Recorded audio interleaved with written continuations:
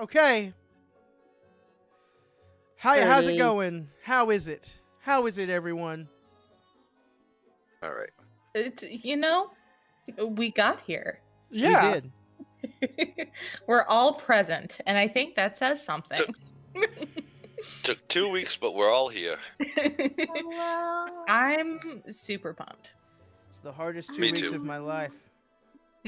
That's true. Oh, I want to. I should host this, but Kate Madison's playing Boyfriend Dungeon. Hold on, I have to go say hi before I actually host. Oh, Kate, my beloved. Wait, I'm Okay. being fucking lied to. Never mind. Amazing. Oh, it's like I was playing Boyfriend Dungeon because I was. All right, I'm gonna get in here. Hold on. I will be right back. I'm going to grab another water. No. Okay, bombard him with hydrate. How do I spell? Just in general. No, I was gonna make the Just the in joke. general, JUSTINGERAL.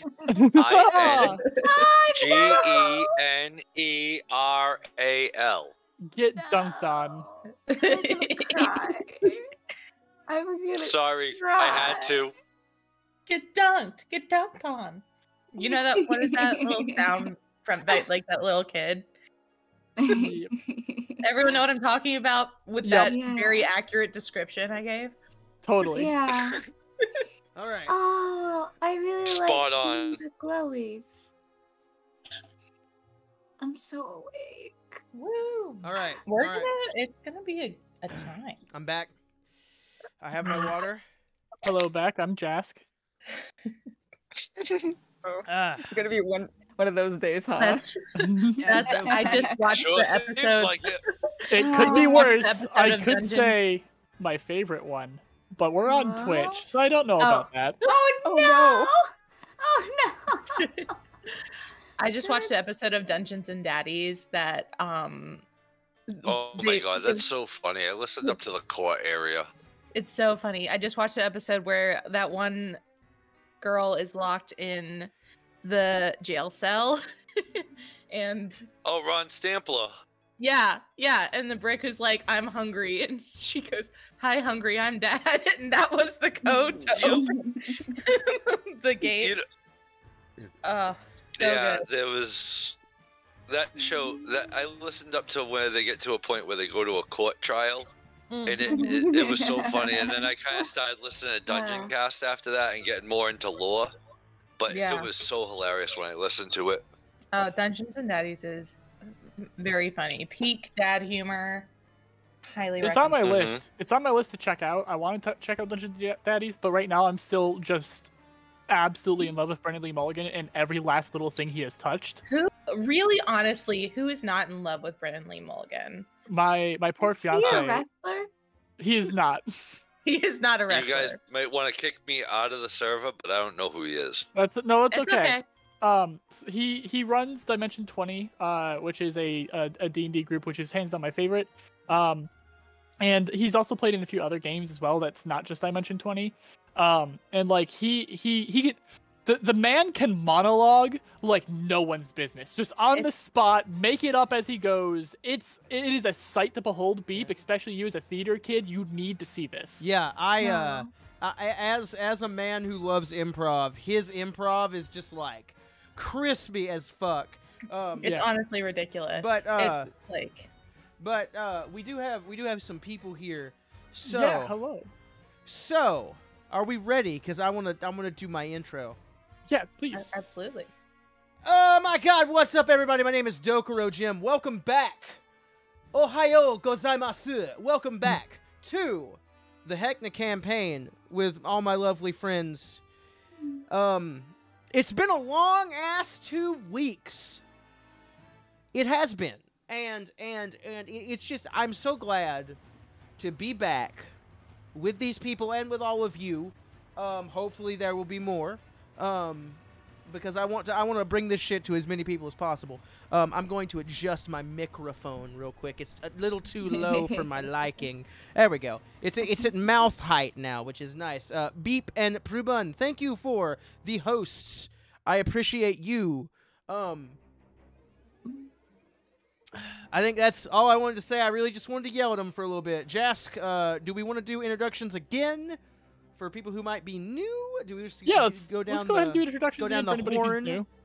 Yeah. Yes, we'll do introductions again. So starting off at the top will be myself. I'm Jask. I've been DMing for a hot minute. And it's one of my favorite things to do. I really like creating stories and improving and such with my friends. As I just mentioned, I'm the DM for this game. Absolutely love this campaign setting. Honestly, it's my favorite campaign setting. It's my favorite, aside from maybe the one homebrew one I've been running for a hot minute as well. But it's really, really good. Calamity, you're next. Oh, okay. Am I being picked up right now first, actually? 'Cause Yes. I'm not seeing the pretty glowy thing. Oh, okay. Okay, yay. I'm Beep.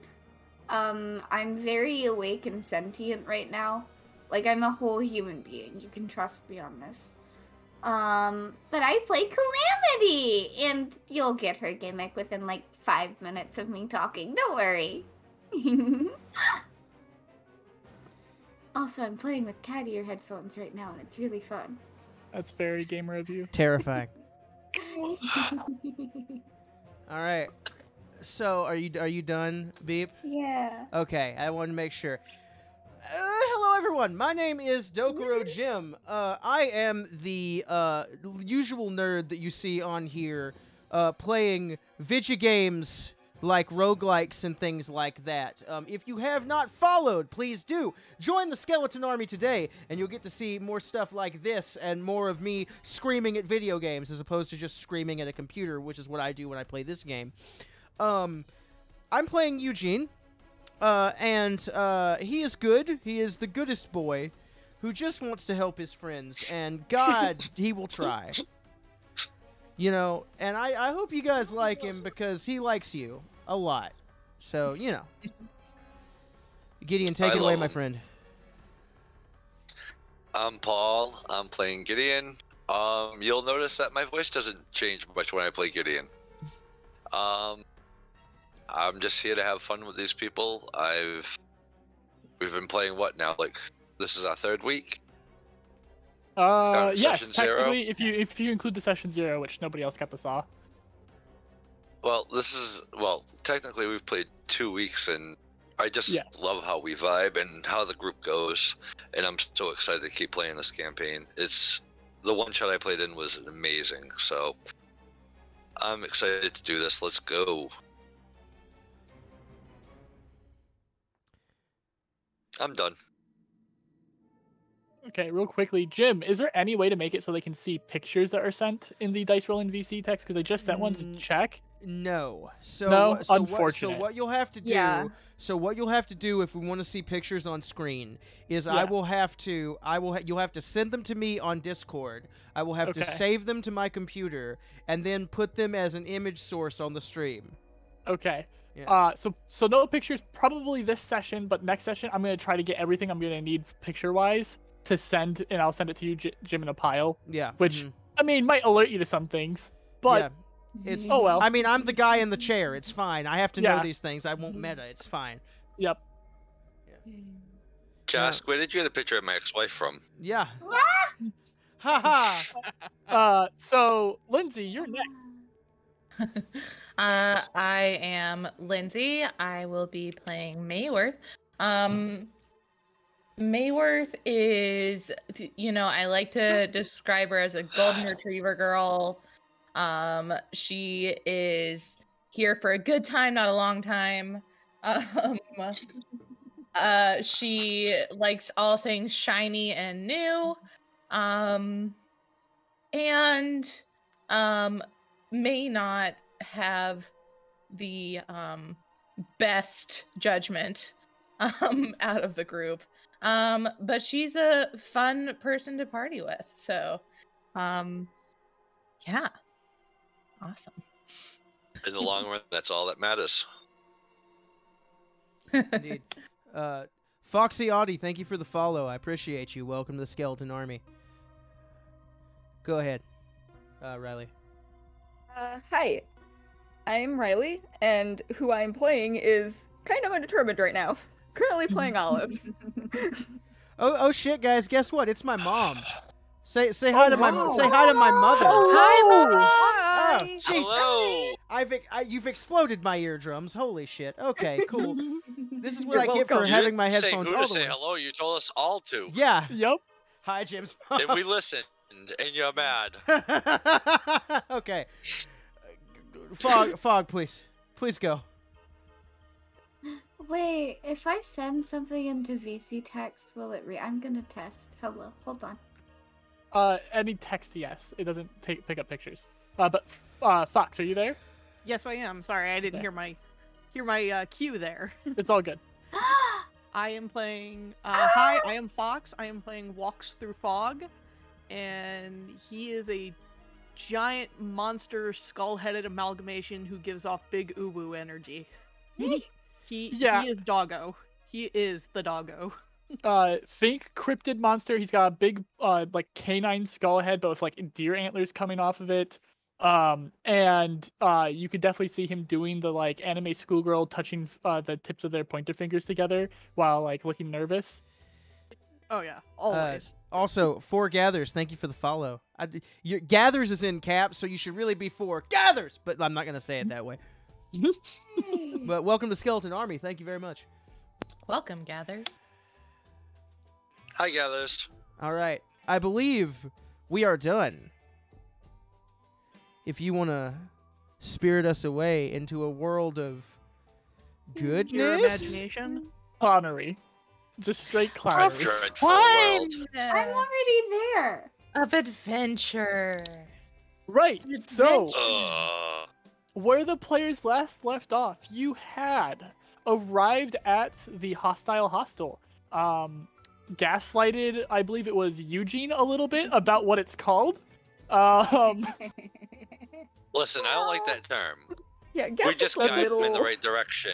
You guys kept It's saying, not- no, it's just What- called the hostel. No, It's Well, not our everybody fault he said- doesn't know what a hostel is. we just guided him in the right direction. It's not gaslighting, it's just guiding. Sure. Guiding, gaslighting, girlbot. Okay, let's go. you Amazing. guided Eugene along with you all to get to the hostile hostel, whereupon you found the place had something of a haunting going on.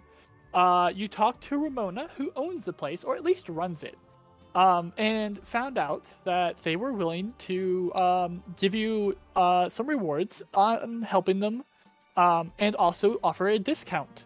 After you did some investigations, you learned some new things, got attacked, I think all of it once, right? You guys avoided most of the combat that's possible in there. I shot Wait. I shot the Snozling. Yeah, a single Schnozling attacked you guys, but otherwise, for the most part, you went about it fairly peacefully, until eventually you came to Gertrude, the ghost who was checked in to the Sweet Suite. You found out that she was indeed not the haunting. She was supposed to be there. What happened was the cube room, which is a small 1 foot by 1 foot cube, or 1 inch by 1 inch. I think it's 1 inch by 1 inch. Was in Gertrude's room, and she was treating it like a dollhouse, but there was somebody inside who was screaming for help. You guys found this out. You brought the cube to Ramona. She let the person out. And you guys then gaslit the marionette on what she said for her she deal. was just she was a very good businesswoman, and she just knew what she was doing. She saw a good group of people when she saw it, and she was like, I gotta give them a deal. Negotiations are negotiations. So now we're going to Yes, I gaslight. Now we're going to gaslight the DM. We have it on recording. It's fine. Then we do have it on recording. Then, as you Yes, guys we do. you guys had found out that the Sweet Suite is the one place that you have found so far in all the Revelia that doesn't have any posters of Hecna. You took your rest in there. But most of you, those of you who can sleep, had peculiar dreams.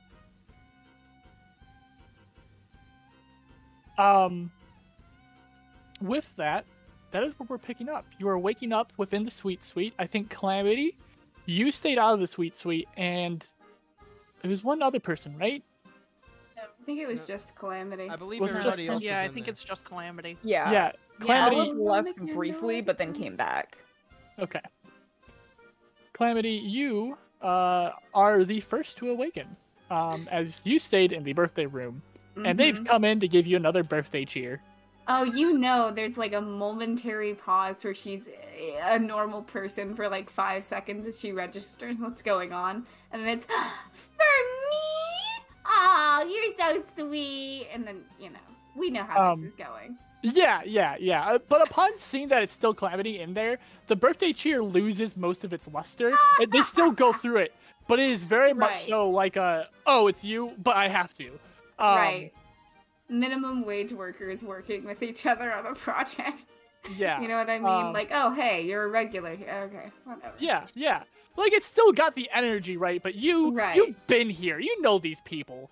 You Yeah. know, you can tell that It's slight like adjust. Greg from accounting. Yeah.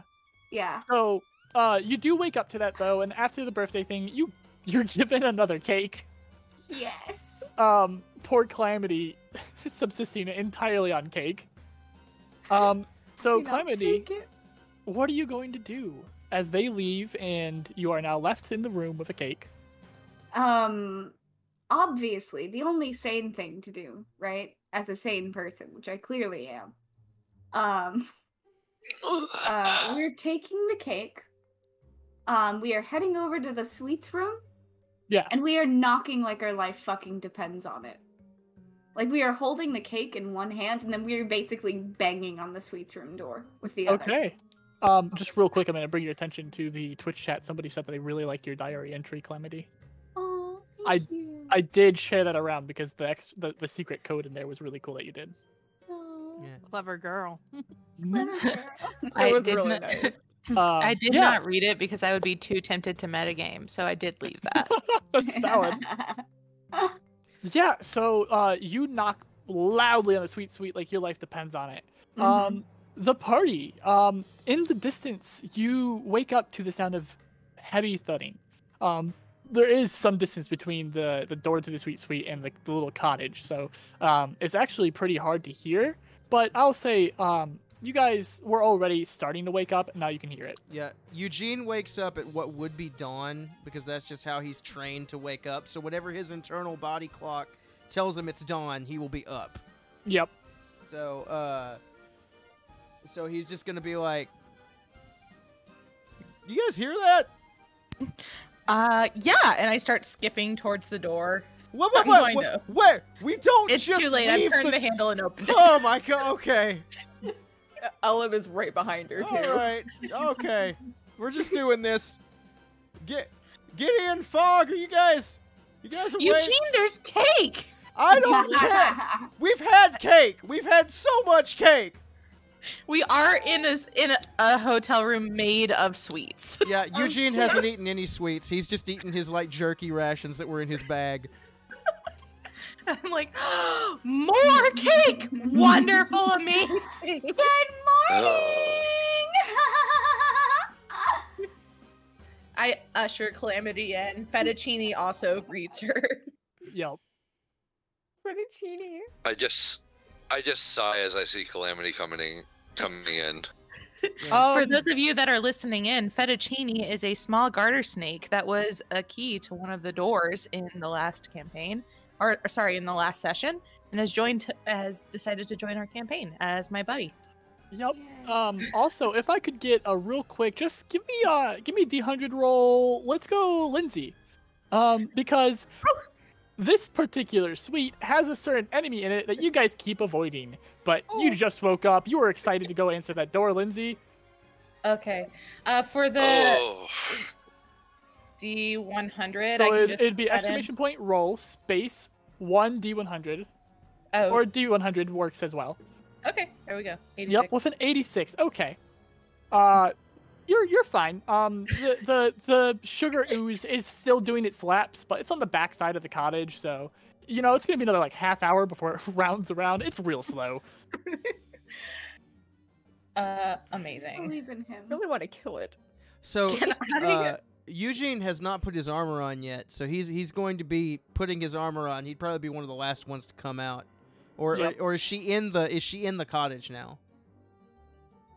Have Yeah, I been ushered in? It's entirely dependent on what Mayworth. Mayworth wants to do with her. So did you invite her in the cottage, or are we out of the cottage now? I think right now we're out of, like, I just opened the front door and I'm Oh. like Okay. excited about the cake. I'm like, Calamity, come on in. Oh my God, there's Yeah. cake. Yeah. Okay. I'm going to start looking around for like maybe something to cut the cake with and like divide it amongst us. Right, so- hold on. The Oh. cottage of the Sweet Suite does have full utensils and everything. It's a whole like it's a whole fully stocked cottage. As well as, I mean, if you wanted to get real silly with it, you could also just go out into the wilderness in the Sweet Suite and get like a rock or something that's just particularly got a cutting edge. But there are knives and such. I was gonna say Okay. there's Eugene's Am I sword. holding this. Oh, there is Eugene's sword. Either way, I think that, sorry. Oh no, you're fine. You're fine. I think that I'm gonna, Calamity, let's throw a birthday party. Oh, that would be a wonderful idea. Whose birthday Yes! is it today? It's Eugene's birthday. It's Okay, not my great, birthday. Great. It's Now not. it is. I don't know who told you. Oh, thank you. I was born in December. I think. I could have sworn, didn't you say, and I like pull out my notebook to check. No, you said today. I'm beginning to think you write things down just to mess with me. But that's fine. It's whatever. It's like putting a gauntlet on. It's whatever, really. May. He said that 6 months ago. Has it been that long? He When? said 6 months ago that it was his birthday today. When? 6 months ago. Oh, yeah, I have it written down today. And it's just the word today written down. Yeah, Eugene, there is a hard, like, you ever seen when somebody hard looks at the camera in the office? It's that. He's pulling a Jim Halpert right now. And Yeah. Oh my god. Happy birthday to you. Happy birthday to you. this is even worse when it's off sync in the Discord. Hold on, Calamity. Yeah. If you would like, I have on hand the birthday room song Oh, Jesus for if you want to sing it in gobbledygook. God, that's so tempting. I hate being Um, sung happy do it. birthday to in real life. This is like... I pull out the candle from my adventure pack and stick it in the cake. this big-ass Oh candle. my god. I want to do it so bad, but I don't want to use a spell slot. Oh man. I would like to say also, Mapworth gets to, Matthew gets to exist for like 5 seconds. She's just gonna sort of wordlessly hand Mayworth the cake.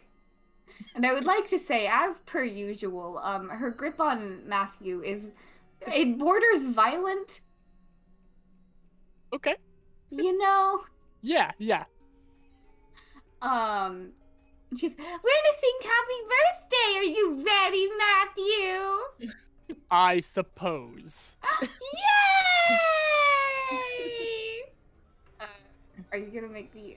You know what? No, I'm gonna make me do it. I was gonna say I'm not gonna make you do it if you don't want to. Smorky Porgnots for you!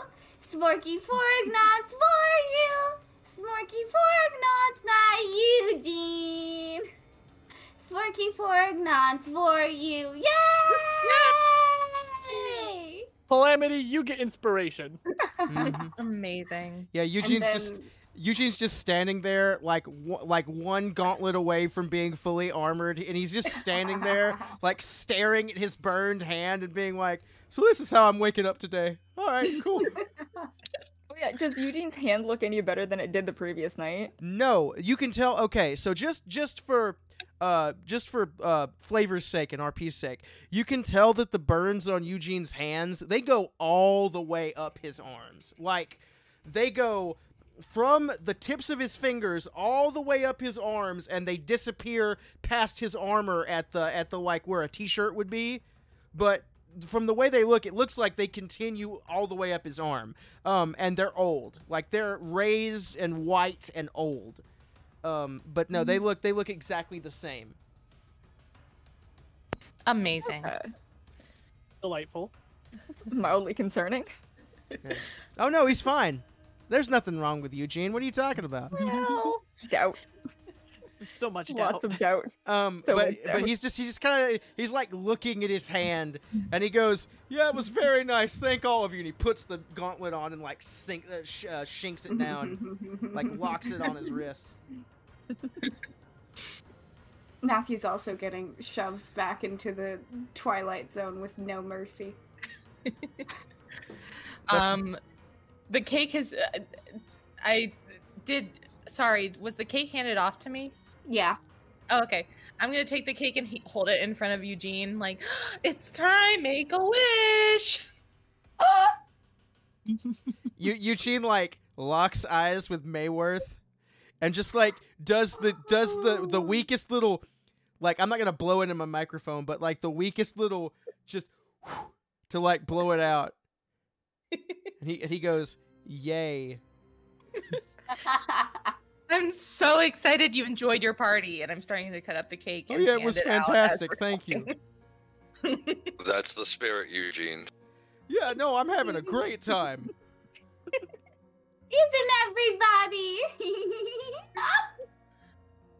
I'm trying to figure out how to eat Ugh. through my mask.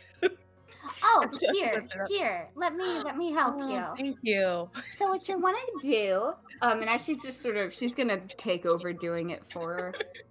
It is pulled maybe a little bit too tight. Yeah, no, it's definitely like a smidge too tight. Oh, okay, got it. Here we go. You want it at that level of like tightness, so whenever you do performances, it's like you have your own little echo. I'm checking the strings and I'm like, oh, okay, got it. Yeah, nothing any looser, okay? So Eugene is going to look at Calamity and be like, "You know, Miss Calamity, have you seen the forest of the Sweet Sweet? It's actually quite nice. You should probably I've seen go." a lot of things. Oh, okay. Yeah, you should probably go look at it because it's really nice, and I'd hate for you to miss it before we leave. Oh my gosh, you're right. Well, and then she does like the very cartoony little snap, Gee Willikers. And then she'll go off and probably Okay. pull out Matthew to terrorize, but that's neither here nor there. Eugene walks over to the table in the center of the room and just slams his hands down on it, and he's like, "All right, so I've done some thinking in my brain space, and we need to go find that lady. Dr. Stella. Yeah, Dr. Stella. Yeah, we need to go find her. Because if we're gonna get out of here, and I mean when we're gonna get out of here, we need to, she can help. I guarantee you she can help. Now, where does anyone remember where she said she was gonna be? I mean, I don't have my notes open. All I remember is she said that something about a lost and found and a unicycle. well, you wanted to go look at a unicycle thing, right? Yes, that's the goal for today. That's my So, goal. Well, if she's gonna be there, then that's my goal, to go talk to her about happenings. So, I'm gonna, So May doesn't even remember if that's where she's gonna be. That's just where May wants to go. And It seems our goals are aligned, Eugene. he exhales and he's like, Gideon, okay, it's the best shot we got. And right now, after what I saw last night, not in the best of spirits today. So, what we're going to do is we're going to go and we're going to ask where she might be if she's not there. And then May can get her fancy one-wheel thing. And I don't know, but that's what's going to happen. So that's what we're going to do. I'm actively trying to help Walks Through Fog figure out a fork. Fog would have trouble figuring out a fork. Yeah, Fog like literally is trying to like just grab the whole cake or like put their mouth around the whole plate, confused by like the fact that they're not supposed to eat it. I'm like, okay, well, you know what? We're all for creativity here. That works too. And I like throw the fork away. So I walk Fog over will and I probably tap take Fog on whatever the cake shoulder has been put in and front just of it. him. Sorry, Gideon. Go ahead, Gideon. I said I would walk over to Fog and I would like tap on the shoulder and gesture to follow me. Fog will follow. I'd walk off to like a little side where the others aren't paying attention to. And I'd look at Fog, and not knowing if Fog actually speaks or understands anything that we're saying, I would just kind of gesture and point at Fog and then move my hand like a puppet. Ultimately asking like sign language if it can talk. Fog will tilt his head. And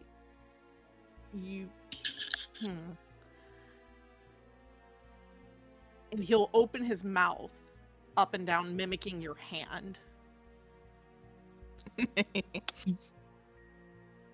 But he won't say anything. Yeah, you just hear the clacking of the bones and teeth of the jaw, as there's no skin or muscle to muffle that.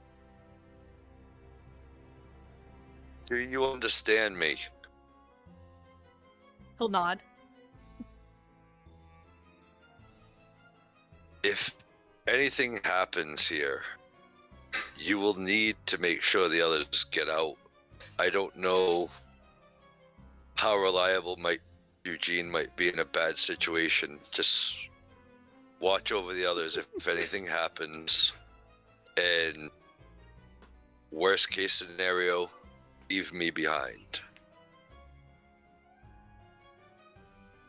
Hoping that he sees this beast as the beast it is, it's just going to be like, okay, I don't care about him. We're just going to get everyone else out. I'm curious as if to anything happens. I'm curious as to knowing and trying to think of like how much of Fog would understand of everything. Like he would understand those words individually, but not all together necessarily. And I'm trying to think of how he's going to respond.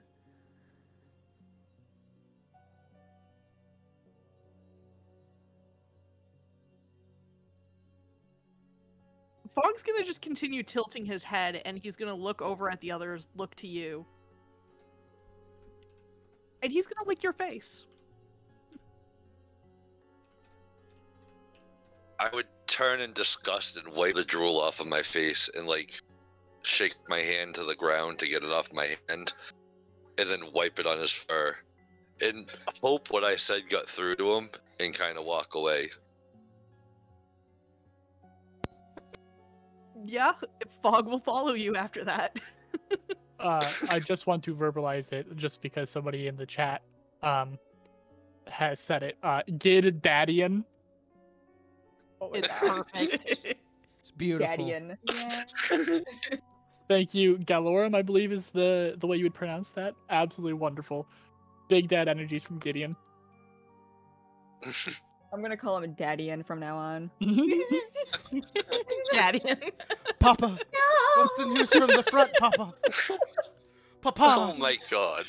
Delightful. None You of our guys- characters have father issues. What are you talking about? Oh no. By the time we're done, you'll have more. I really love that because of the way Riley sent that GIF. Yeah. On our stream, it's showing the link for it. Yeah, I was gonna mention that. We found out what it does. Yep. Galorum, don't worry about studying some puns in chat. I love puns. Keep it up. But you guys have your wonderful cake breakfast. Would you like to head on out? I will just say Eugene does not eat the cake. Eugene eats more jerky. And I'm marking these rations gone, by the way, because I'm assuming he just had full rations. But yeah. May has stuffed a piece in her pocket for him for later. Just Okay. just cake in a pocket, just like, oh hey. Cake. Does Thanks. does May wrap it up, or does she just put cake into her pocket? Can I roll to see if I can find something to wrap this Yeah, cake in? absolutely. Go ahead and roll. Just roll me a D100, and before you roll it, just say high or low. Okay. I'm gonna say okay. I'm gonna say hi. Okay. There's some cake and pocket lint and a quarter. Oh. So nope. I'm guessing I guess that I didn't find anything. Is that No, correct? you don't find anything. Like, you look around very briefly and just decide if there's nothing here for you to wrap it up with. I'm stuffing it straight in, just raw, just in the pocket. Just raw dog in your pocket, some cake. Okay. Do we Lord. see this at Oh all? my god. You guys need Pelor. Lord. Do we see May do this? I think Christ. I think if you want to have seen May do this, you can. Because like I'd like to believe that Olive is quite attached to May at this point. Like they're Yeah, just, you guys had they're your blanket chaos for it. buddies. You had a little moment in the blanket for it. Oh yeah, that sounds so weird. Absolutely. But That's the name if of my I memoirs. see her, if I see May like just shoving this into her pocket, completely past the moment, I'm going to reach down and rip part of my like dress off and then just hand it to her.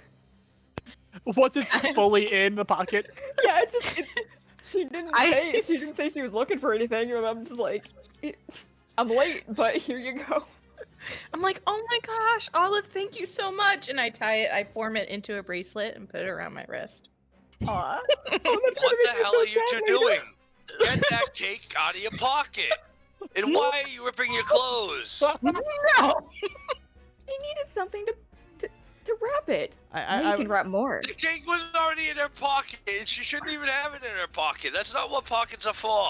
Is there any Sorry, cake Dad. left? Just because you don't have a cake pocket, don't come and be mad at me, okay? There is cake left. Cake pocket? Just so you Go know, back to his piece Oh of my God. cake and just casually shove it into his mouth. Okay. Oh, I'm working on it. Yeah.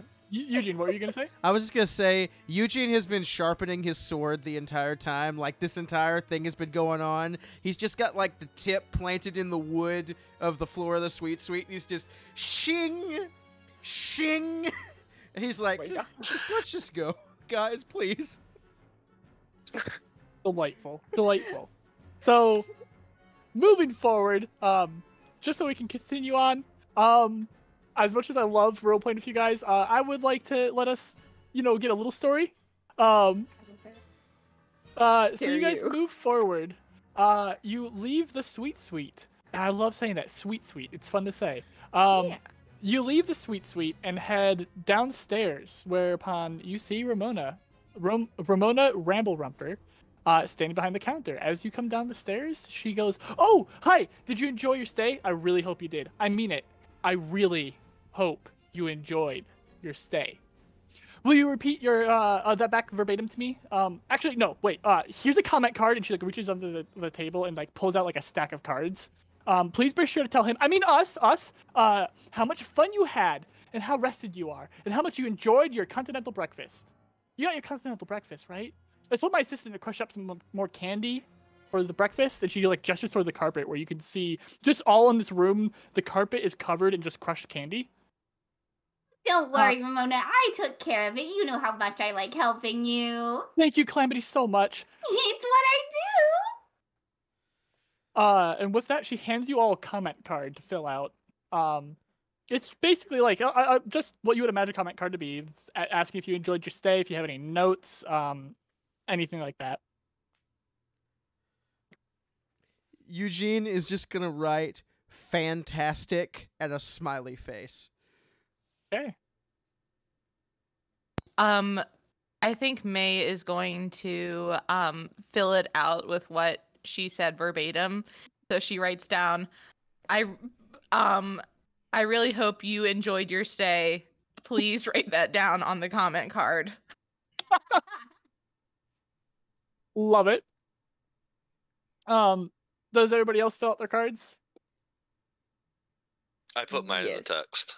Okay, I see it. I can't imagine Oh my Fog God. is very comfortable with writing with his hands. So I like to imagine it looks like a kindergartner's sketch with a crayon. for sure. That would be like at best.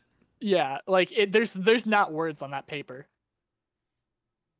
I think Olive would draw some like of the little mushrooms that she picked and put like little hearts around it, and just like she'll draw one that has like a bite taken out of it, and that's it. There's no words. It's just a mushroom.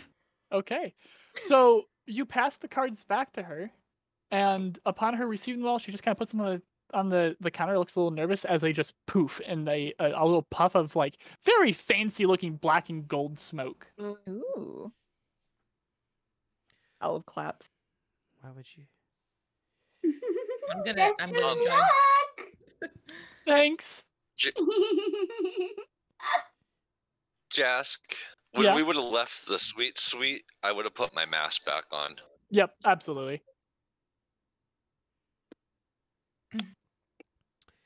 So, with that, you are free to leave. I Um, guess. Miss Ramona, I have a question. Yes? What can I do? Where is the lost and found? Right. So, what you're going to do is you're going to head straight out the door, and you're going to look to your left. Now, you'll see a road that kind of winds a lot. Follow that road, don't get lost. Eventually, you'll see it. It looks like a little wagon, has a big old sign, ran by a nice, lovely bird person. Can't miss it. Right. Okay, thank you. And Eugene's If gonna you get kinda- lost, Calamity can help you. That is what I'm here for. And then I'm gonna look at Calamity and say, "To the lost and found, then." Alrighty, everybody, let's go. Oh, Olive Yes, could also help. let's go. I would like to roll a Agreed. deception check for Eugene's general demeanor of how well he's like not Handling worrying this? about his plan. Yes. Yeah, please, go ahead and roll me a deception check. So, I guess I should have to do the same then. In fact, actually, you know what? That's a good point. Anybody who is not actively joyful, go ahead and roll me a deception check. If you are wearing one of Calamity's masks, I will give you advantage. I don't know how to respond to this. Calamity, Yes. you're a pro. You don't need to roll. Okay. natural Oh, 20, I'm natural 20, baby, Nice. hot. Amazing. suck. Amazing. Jask, Yeah. I'm gonna use one of my inspirations, so I'm gonna roll 3. Correct? Yeah. For those that don't know, the way my homebrew rules work is if you spend a point of inspiration, it doesn't work like advantage. It allows you to just roll again. So yes. An unnatural 20. Okay. Dirty 20. So I believe that's everybody. Oh, okay. Walks through. Walks through fog. To be fair, now fog. Oh. I don't know that anybody could get a read on if you're feeling joyful or not. You do not have face muscles. I should have probably asked that, to be honest. Like you 'Cause might be it's a giving off a skull. creepy vibe, but Yeah. you don't smile. Well, more of you're always smiling. That's just what skulls do. Yeah. Oh, Is but a does puzzle. it? I guess a better question would be does. Oh. That would Hello? be that was the music bot. Oh, okay. Yeah. It disconnects Um, after not playing anything for a bit. Does Fog's like body language look down in the dumps? With that too, Fog, are you feeling joyful at this moment? Or are you just feeling like a neutral? Fog, I would say, is neutral. So he not down in really the dumps. Totally he doesn't figure Right. what joy or sadness really is right now. Mm. There is no explanation for him. He knows those words, but he doesn't know how to. I like to think of Fog's mentality is that of like a 5-year-old who asks a million questions but doesn't fully understand everything that you tell them, just gets a general idea based on how you describe it to him. Right, yeah. Okay. I think what we will do is if we see that it's not of top tier, and I think at this point Calamity can assume most of the people here are only pretending to be happy, which, like, welcome to the fucking show. So I think she's gonna gesture for Fog to join her in a silly little walk. Fog will not stop Calamity from doing it. Yeah. She'll try to, like, actively copy his, like, natural long movements as she's leading everybody to the Lost and Found. Would you be showing that you're struggling in keeping up with Fog? I don't know if it's struggling so much as an exaggerated performance, so it might look like struggling. I imagine the wings look like they're struggling just in general, constantly. I don't know if you have visually tuned that out just yet. No, actually, I have personally been keeping an eye on that, because Fog actually would show concern to that, because that looks like pain to him. Oh. Oh, no. Oh, hey. And then she'll just sort of do like a half nudge. He'll return the nudge, though it might be a little stronger than what you had done. Oh man, you'd be such a good member of the Revelia. You're so strong and you could probably do so many things. I think all of you would be really good members eventually. You know, once you get your bearings and all.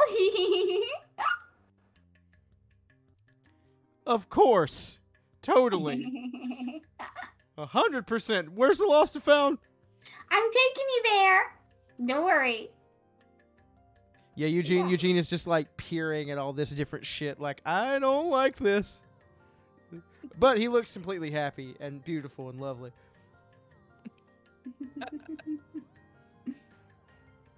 So yeah. Yeah. Okay, so as you go to leave and start to make your way following the directions given and Calamity, somebody go ahead and roll me a d20. You know what, Calamity, you're the one leading the group. Go ahead and roll me it. Oh no. Okay. Just a straight D20? Yep, and then while you're rolling that, I'm going to go ahead and give a little bit of insight on the thing that Olive had posted. So essentially, Olive, they have been in the Revelia for, I think it was a week, we had decided, before the campaign had started, before the events of the campaign. So they're not quite a Reveler. They're still pretty much a Rube, just a new person around here, but they know a little bit. And I'd given them some notes on some of the things they would know. And Olive's thoughts on the bird person who runs the Lost and Found, that would be one of the things they knew. So on a 7, I'm going to need you to roll me a d8. Hey.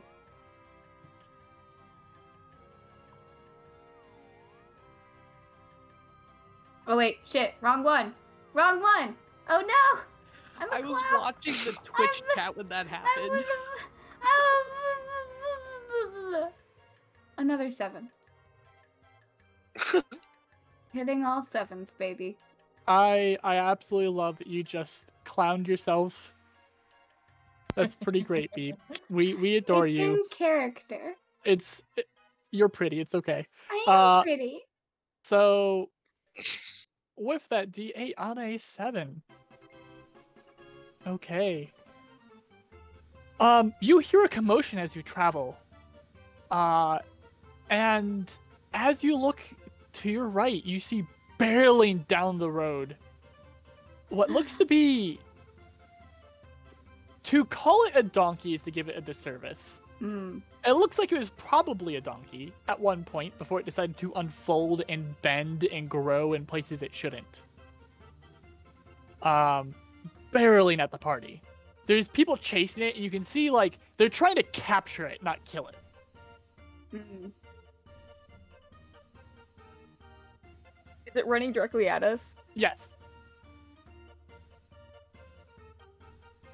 And we can tell that they're trying to capture it. Yes. You could easily just... There's still some distance. It doesn't look like it's barreling at you guys to kill you. It looks like you are in its way. You could just ignore this and let them keep chasing it and keep moving forward. Can I try to do a ram attack towards it? Like, run and ram it? I was just about to ask, since Absolutely. Sweet. And sorry, Fox, what? I was gonna say, since Calamity was walking beside Fog and she was leading it, wouldn't that put Fog also at the front there? So it's coming from the side of you guys. Oh, side. Okay. Yep. Oh, geez. That's 21 to hit. I was waiting to see it in the dice rolling. I forgot that you were going to roll physical dice. Just so Yeah, everybody got knows, my I dice. allow people to roll physical dice because people spend money on their dice. I'm not going to make them roll in the VC chat. If ever it becomes a problem and I think people are lying to me, then we all roll in VC chat. But until then, people are allowed to use physical dice. So you said you got 21? Yes. Okay. This to does paint the do scene damage, here- by the way. Yeah, go ahead and roll damage. Oh god, it's... Where is the stupid thing at? Okay, it's just a d4. This shouldn't be too bad. Oh, it's, 2 points of damage. Of bludgeoning damage. Okay. Is it not plus your strength? I'll It say is. yes. Yeah. It is with my strength. I only have a Oh. +1 to my strength. Oh boy. Okay. Okay. So you see this donkey thing charging at you. And instead of getting out of the way or readying, you're like, okay, square up and charge back. You guys collide, both moving at your max speed. Olive, what is your max speed? I have a walking speed of 35 feet. Okay, and this thing has a movement speed of, I believe, 40 per turn. 40 per turn, but it was using dash actions as well. So it was going at 80 feet per 6 seconds. Oh, Jesus. So, Olive, you're going to also take the damage that you just dealt. So Okay, only so 2 just- bludgeoning damage. And as Okay. your skull and Ramhorns collide, you feel the bones in this thing move. Now, I don't mean that they break. I mean that they just shift Oh, that's so unsettling. and almost bend around. It's not even like they shifted out of place and they're like a solid mass. You feel that they aren't exactly solid. And the thing flops, losing a lot of its momentum from just the 2 forces colliding. Olive, you also are prone. Oh, Jesus. The 2 people chasing after it catch up and get a rope around its neck as the neck elongates to a uncomfortable length and starts to like move and snake as it continues to make donkey noises that just sound horrific and gurgled. And they pull it up onto its feet and start to move it back towards the direction it came.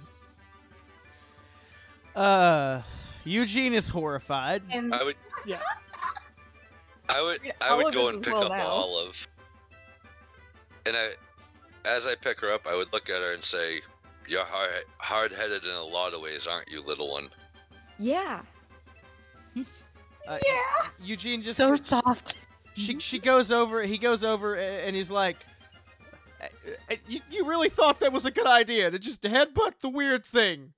I got it to stop. Well, yeah, but there's many ways you could get something to stop that's not throwing your body against it. Well, no one else was doing Works anything. for me. Eugene, I don't think there was a thought involved in it. Clearly not. As you guys have this conversation, one of the 2 people that were working to get the donkey under control comes running over. A little bit out of breath. He like bends over as soon as he gets you guys, puts a hand up, finger out, heads down, facing towards the ground as he just takes in a gulps of air. He's Thank you for the help. Here. You're welcome. No debts unpaid. And he hands over 5 tickets. Thank you. And that is to Olive. Gives like a clap on their shoulder and then turns and jogs over to join the other one who has now struggled to get this donkey under control by himself.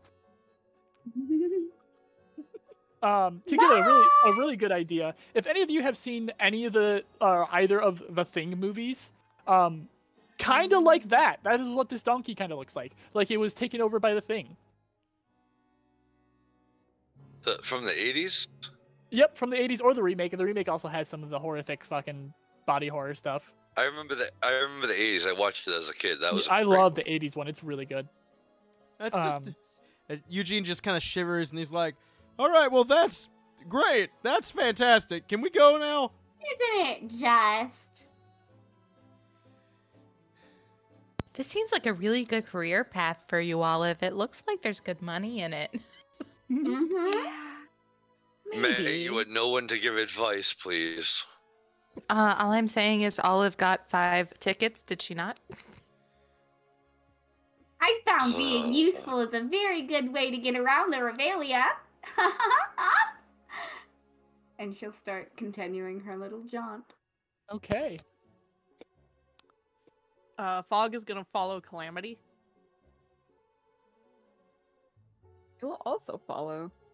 Okay. I'm like skipping along as well. As you are going along, you overhear a group of people start cheering, and they lift somebody up into the air and like toss them up and catch them. The person looks elated. As they start making their way in the direction of the massive tent you can see in the distance.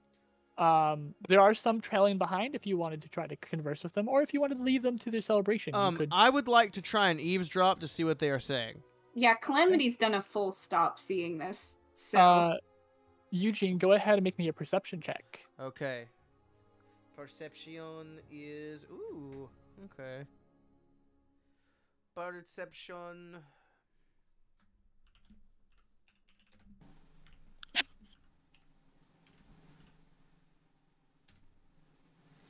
Another natural 20. Another Absolutely one. amazing. Another one. Okay. That is literally 2 natural 20s in a row from you, kiddo. That's amazing. That's fantastic. Let's go. Ones the rest of the night. Eugene's I know, right? Dead. The moment we're in combat, you're dead. Sounds like someone's watching out for you. Okay. You find that the person that they're cheering and throwing up into the air, his name's Ghibli. He has been invited from Arachne themselves to participate in one of the big shows in the Big Top. They're getting a special interview. There's going to be all kinds of stuff done about it. And they're even going to be shown on the Hekialatron. Miss Calamity, I have a question. Yes. Yes. Who's Arachne? the wings twitch. Who's Arachne? May I ask, Jazz? Arachne is the leader of the cult that bound your wings. Yep. Oh, she's big fun. I remember I did a show once with her. Twitch, twitch, twitch, twitch. Yeah. Oh, it'll be so much fun to watch. I mean, I'll probably go do that. You guys don't have to. Eugene's if you don't want to. Eugene's gonna stare into her eyes for like 3 seconds. Do we make a connection? Can I see some like pain or hurt or anything? Like you know what? No, I'll give them a freebie for this one. It's a strange mix of like hatred, fear, terror, but there's also a lot of jealousy to it. That is probably more unnerving than any of the normal emotions there. Yeah, okay, so Eugene's first, I don't know the word I'm looking for. His first indignation is to frown, but he doesn't frown. He's like, no, I can't do that right here, right now. And he's like, oh, well, that sounds great. I hope you have fun. Yeah, I always do. Let's get you guys to the lost and is lost and found. May has Exactly. started to slowly creep towards the crowd that's cheering and like running away. Can I just put a hand on her Can I shoulder? roll to see if... I was going to see if I could roll to see if she did it. If I saw her do it. At the same time, Eugene and Gideon both reach out and put a gentle hand on May's shoulder. Just on both shoulders, like. Come on. It wouldn't be so much... It would be, like, gently on her, but, like, pulling her back a little forcefully, like, let's go. Don't you want Yeah. that unicycle? But there's cheering. Watch it on But the let's- Headcatron. But May, unicycle, remember? May is in- focus. Focus for me, May. May is in tears as she follows along. In tears, you say? Like, Oh, no. I think actually, yeah, but she has the half mask on, but She there does are have a half tears. mask, but there are tears. There are tears. And I don't think May's a quiet crier, is she? There is sniveling. Yep. Okay. Give me just a moment. Let me- Ah, Let me roll You'll some remember things. that. Let me actually, you know what? Let me get out my hematite dice so you can I'm hear the chunky I'm roll of this upset. d20. Why May, the goodest of all girls? The chunky roll of the D20. Yep. Let me like lean into my desk so you can hear this. the chunketh. Okay. So you guys continue making your way. I will not tell you the results. Jesus. You continue making your way, and soon you see a wooden cart come into view. It says "Locks Lost and Found" in a sign above it. And let me give me just a moment. Yeah, a small ramp leads up into a wagon, the exterior of which is painted with colorful floral patterns. As you enter, you step into a eclectic, cluttered establishment. Covering the walls is an assortment of random items, no two alike. Weapons, clothes, jewelry, costume items, and more. All slightly tattered and clearly a little used. Underneath the items are small placards denoting the cost. The walls are covered floor to ceiling in items, crowding around a single Hecna poster. Unlike the others, this one doesn't seem to be moving and is somewhat crudely drawn, as if it wasn't done by the artist who did all the rest. On the floor in front of you is an empty box, which is slightly coated with a stinking ooze. Behind the wooden desk is a bird-like creature with navy plumage graying at the tips of his feathers. Glommed onto his beak is a disembodied hand. You can see the meat surrounding the bone from the severed end that you can see facing towards you guys.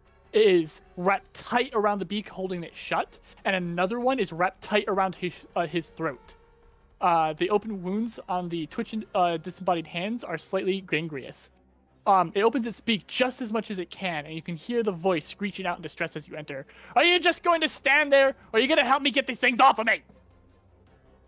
On it! We'll go ahead and see what we can do to help. Yeah, how did they get on you in the first place? His beak has now been slammed shut again, and he's struggling to get these things off of him. This is going to be initiative.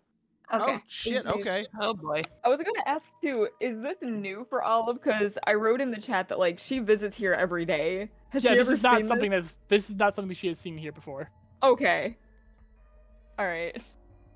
Alarming. Ooh. Natural 18. Jask. Yeah. I'm gonna give Fog advantage on initiative. Yep, using your Twilight Domain's ability. Yes. Yep, If you want, okay. give me 1 second. I can read it off. No, it's okay. I'm, just I'm very getting familiar my with it. dessert. You give it to Fog, and for those at home, I will post it into the VC text in just a moment. So Fog, you get to go ahead and roll initiative with advantage. If somebody doesn't mind, while I pull up this combat stuff and get the stuff written down, would somebody mind going through everybody's initiatives and just putting it into one message and sending it Yeah. into the VC text, All right, please? so- And thank you. So 20 to 15. I I got got a it. dirty 20. Okay, so I got a natural 23. 20. I got a nat 22. Plus 3 is 23 for me. okay, How so did you get a nat 22? No, I got a nat 20 as well. Also. okay, so Gideon got a nat 20. What is your stuff plus your bonus? Plus 4. Plus 4. So Plus 4 for me. So Gideon first. So Oh, I got it. oh, you got it. Okay. Yeah.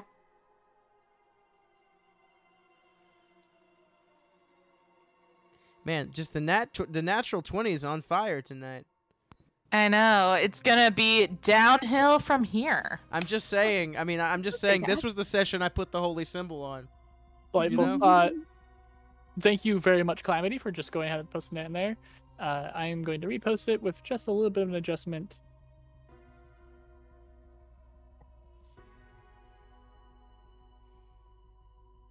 And there we go. Hands.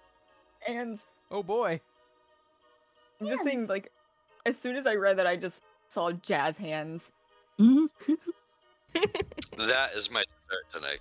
Nice. Ooh. So, starting us off, Gideon. You see this Birdman thing struggling with these creepy crawly hands.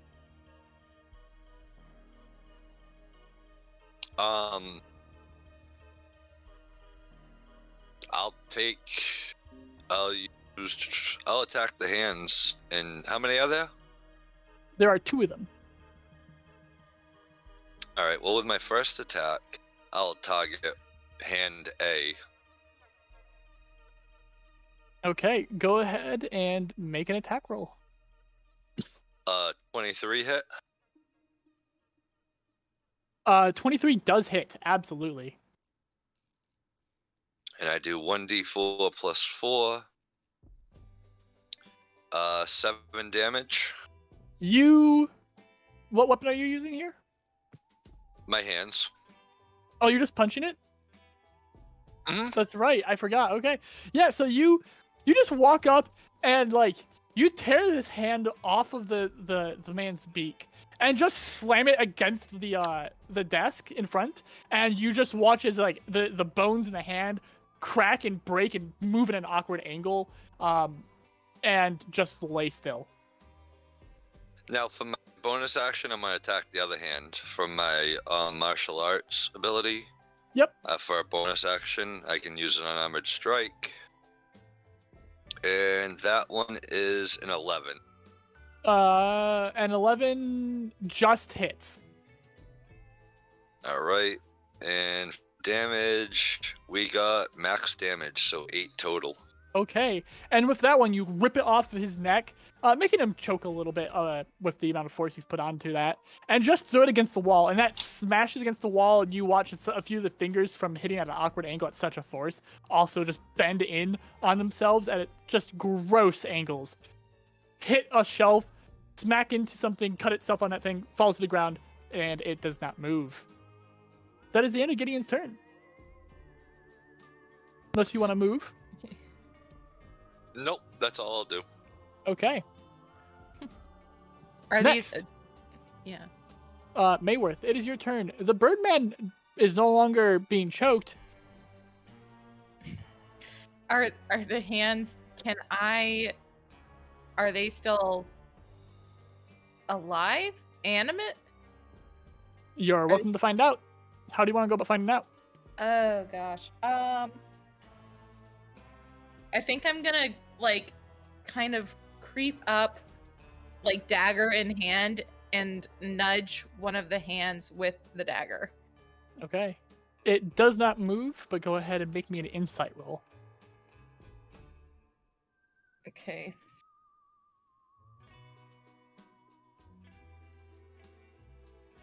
$15. With 15, you're fairly certain this is dead. It's not plain dead. This thing is damaged. Even if it wasn't dead, it's probably not moving anytime soon. Okay. I think that... Can I do an insight to see if there are any other immediate threats to us? I'll allow you to make... It wouldn't be an insight. It would... Or unless you want to try and insight the Perception. bird to see if the bird's going to try to attack you. But if you're looking for danger, go ahead and make me a perception. Yeah, perception. Just so you know, doing this because you've already made another kind of roll like this, it's going to take your action to do so. Okay. In that case, I'm just kidding. I think May would expect this to be the only danger because it's the only obvious one. Yep. I'm gonna take my dagger and just stab the hand a few times just to make sure. Okay. You stab it into the hand. It's violent. It's gruesome. It bleeds still. You're not sure why it still has blood to bleed, considering there's a whole ass hole in the severed part of it, but it bleeds. I'm gonna turn to the rest of the group and be like, "Got it, guys. Don't worry." Okay. Is that all? Yeah, that's it. Okay, Olive. Yes. Okay. How many are there, any of the hands still moving, or are they completely like? As far as you can see, there are no more hands moving except for the ones attached to bodies. Let me just attack all of those. Good. Can I make a perception check? Yeah, you may To see make if a there are any perception more. check. Yeah, this is bizarre to me.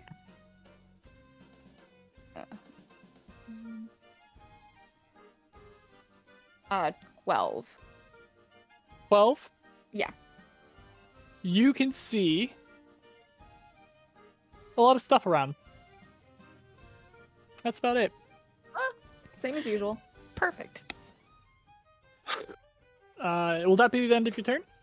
I'm gonna waddle on up to the bird, Okay. and because I'm assuming my action was the perception thing, so I'm just gonna go up to him and stand. I give everybody like a free one-time once per round perception or investigation or something like that, as long as it's just not very involved. If you're just looking around, it's free. Okay. Once. You said there was like some sort of rope around his neck or something? No, it was one of the hands wrapped around his neck, but Okay. he has been freed of I both. misunderstood. Wrong, Gretel. Okay. So he looks okay then, right? Yes. Okay. I'm still just gonna walk up to him, and then Okay. that'll be it for me. Okay. I love that Olive waddles. Waddle, I waddle. do. Hear my hooves and everything. Walks through fog. I will Olive's hold gonna action. swag up. Yeah. What was that, Fog? Holding action. Holding action? Okay. Fog's just keeping an eye out, waiting for danger. Eugene. All right, so Eugene's gonna look at the stabbed hand, look at the other hand that Gideon absolutely yeeted against the wall, and he's going to draw his sword and say to the bird person, "Is there any more, or was there just those two?"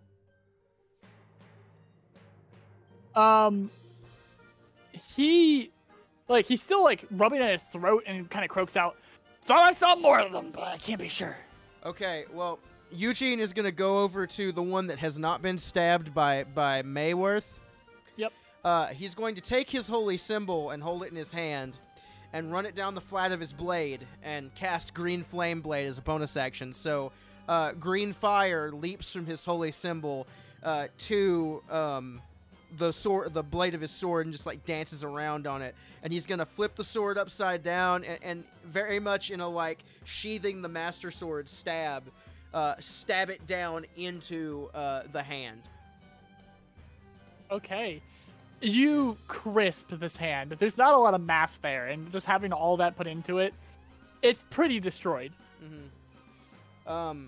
And then after I do that,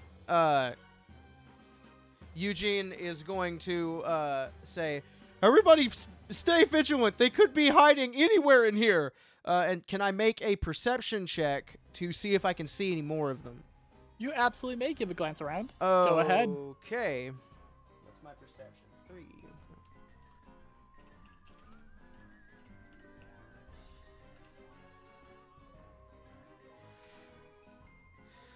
22.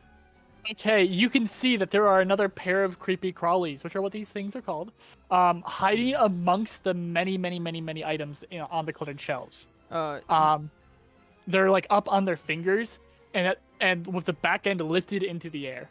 Eugene is going to take his sword out of the ground and point it where he sees them. Right there. And just as a a pointer for everyone. There's a word I was looking for, but whatever. And he's just going to hold up his shield, and then that'll be turn.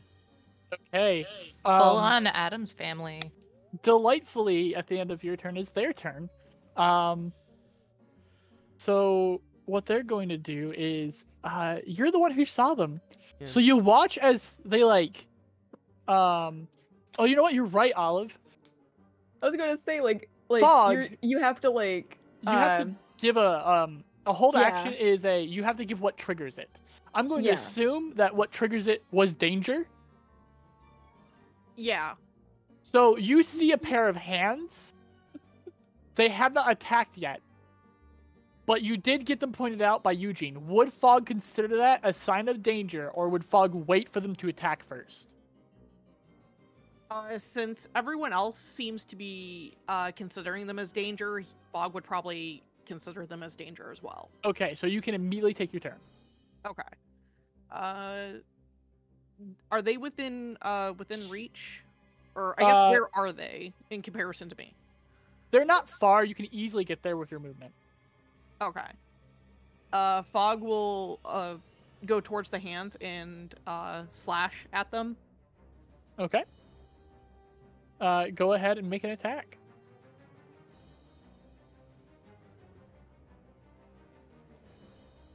My brain meat's momentarily fried on how to do that.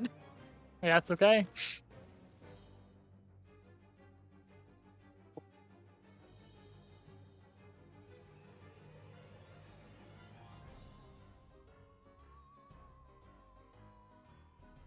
This combat brought to you by twitch.tv/DokuroGym. Right. This whole stream. Yeah, but specifically right now, this combat. Yes. Yeah. Speaking of brain meats not working, earlier when I was asked to roll something, I forget what it even was, but I was like, where's my d20s? And they were literally right in front of me. I was like, I don't know what I'm doing. Fox, you need help figuring it out? I was looking to see if I had anything for attack. So you definitely have bonuses to your attack. Yeah, and I'm just trying to find it. Okay, hold on. I'll bring up your sheet. Thank you. Yeah, it's in your attack section under hit/DC. So under hit/DC, it's a +6. Thank you. Yep. Don't be afraid to ask for help. There is no shame in not knowing where things are, especially because you're used to the sheets that I use and not D&D Beyond. Yeah. With a 21, you definitely hit that hand. Nice and slash, so... Yep. Okay, I found it.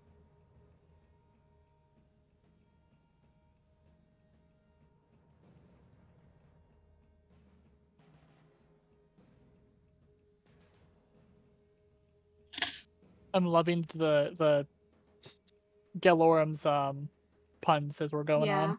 They're very powerful. Yeah. You did exclamation point D4 +4. I saw that. Yeah. It's an excited D4. It's a very excited D4. It's happy. It's happy to be here.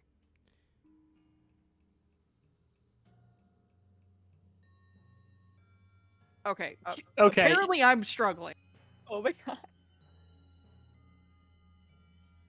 There you go. Thank you. I don't even know what you did wrong. I literally copy and pasted it. Yeah. Weird. I break physics, guys. Remember this. With that, you do enough damage to bring it to 0, but it doesn't die. You watch as you slash it, and again it's a hand being held up on its fingertips, you making a clawing motion, you are a large thing. That's a lot of momentum and force. So it gets knocked off the shelf, slams against another wall across the cart, hits the floor, and you watch as it just goes still for a moment, and then it twitches violently, and some of the fingers realign to where they're supposed to be, and it gets back up. Unsettling. Anything else? No, because I think Fog would be momentarily stunned by that. Also, Okay. their It their didn't held die. action, right? That was the held action. Yeah. So they can Yeah. only do their. Oh their yeah, they action can only on do that. only Yeah. the action. Yeah, bonus actions. Yeah. So with that, it is now their turn.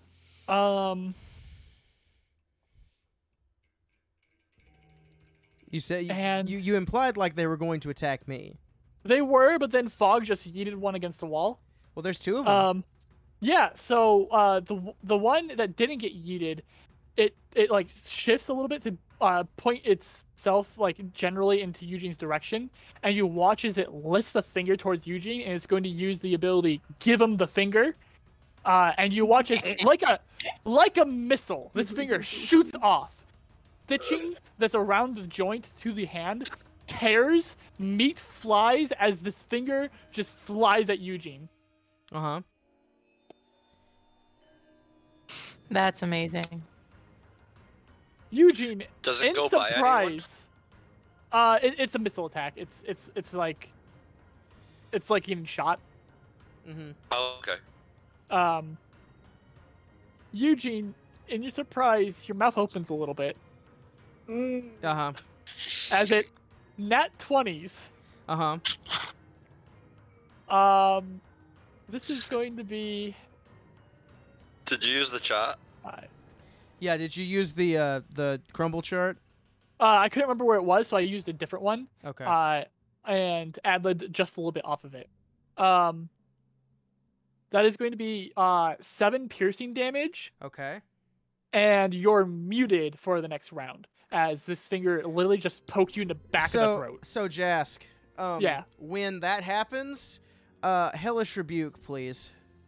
Okay, go ahead and roll damage. I'm gonna roll for its save. Okay, its save is It's a wisdom, right? yeah, DC 11. It failed. It failed. Okay, Yep. I think it's 2d10 fire damage, or 2d10. Let me look it up. I don't have it. I should have had it right here, but I don't. Oh no. Never mind. If you heard that, never mind. No, you didn't. Let's see here. It's hellish rebuke. Probably should have had my resources open so I could help research stuff really fast. It's fine. I got it. Okay, so 2d10 fire damage. Yeah. All right. Yep. Okay, go ahead and roll it out. Okay. I finally get to do it. I finally get to say what it looks like. Oh my god. Okay. I just want to say sweet, sweet again. It's fun to say. 10 damage. 10 damage. Okay. Okay. Describe what it looks like to me. All right. So what you guys see is this thing hits Eugene. The same green fire that shot out of his hand that you would remember from the schnozzling flares inside of his chest plate, and a skeletal hand shoots out of Eugene's chest, grabs the other hand, and just crushes it, and then disapparates. And properly crushes it. It does, as this thing crumples in and is burned and broken and does not move again. And Eugene stumbles back, and this is just for flavor. I'm going prone because he stumbles back and falls on his butt. Okay. Yeah. I'll do that to myself because it makes sense. I love it. Love to see it. Okay. Going back to the top of the round, I believe. Or is it? No, it's Calamity. Oh, yeah. Hello. There's a singular creepy crawly left. I have to use the restroom. I will be right back. Calamity, go ahead and make me a history check. Right. My whole... With I'm advantage. so good at history. I was about to put it in the Twitch chat again, just so everybody knows. Do 1d20. if you put in the Twitch chat again, I would be forced to make fun of you. Okay, what's my 14 get me? Okay, so the 14, you know that these things, they're weirdly durable. Sometimes when you think you've done enough to kill one, just on a rare occasion, it just doesn't. You found that, or it's a little known amongst the right circles, which you happen to talk in every once in a while, that any kind of like holy damage will stop them from doing that, or any kind of really lucky shot. And so the one, okay, so Eugene's does look like it was done. Yes. Okay. But there is the other one that Walks Through Fog had yeeted across the room. It is still alive. So we're gonna just sort of giggle. I'll do it. I'll do the cursed giggle. Just a little. Oh, this is gonna be fun. And the red strings attached to her joints sort of lift. And we're gonna do an Eldritch Blast instead of the other one. Because I don't know if it counts as a creature. Hey, Eldritch Blast, homies. Yeah. Okay. Eldritch Blast definitely is going to be usable on it, so go ahead and roll me the to hit. That is... I'm so used to playing just a straight healer that doesn't do damage. My brain... I know how to do it, but I'm like, holy shit, this is happening. Eldritch Blast. Nope! It's a nat 1, baby. Roll damage. Yeah! I love causing problems. That's why I play a Reveler.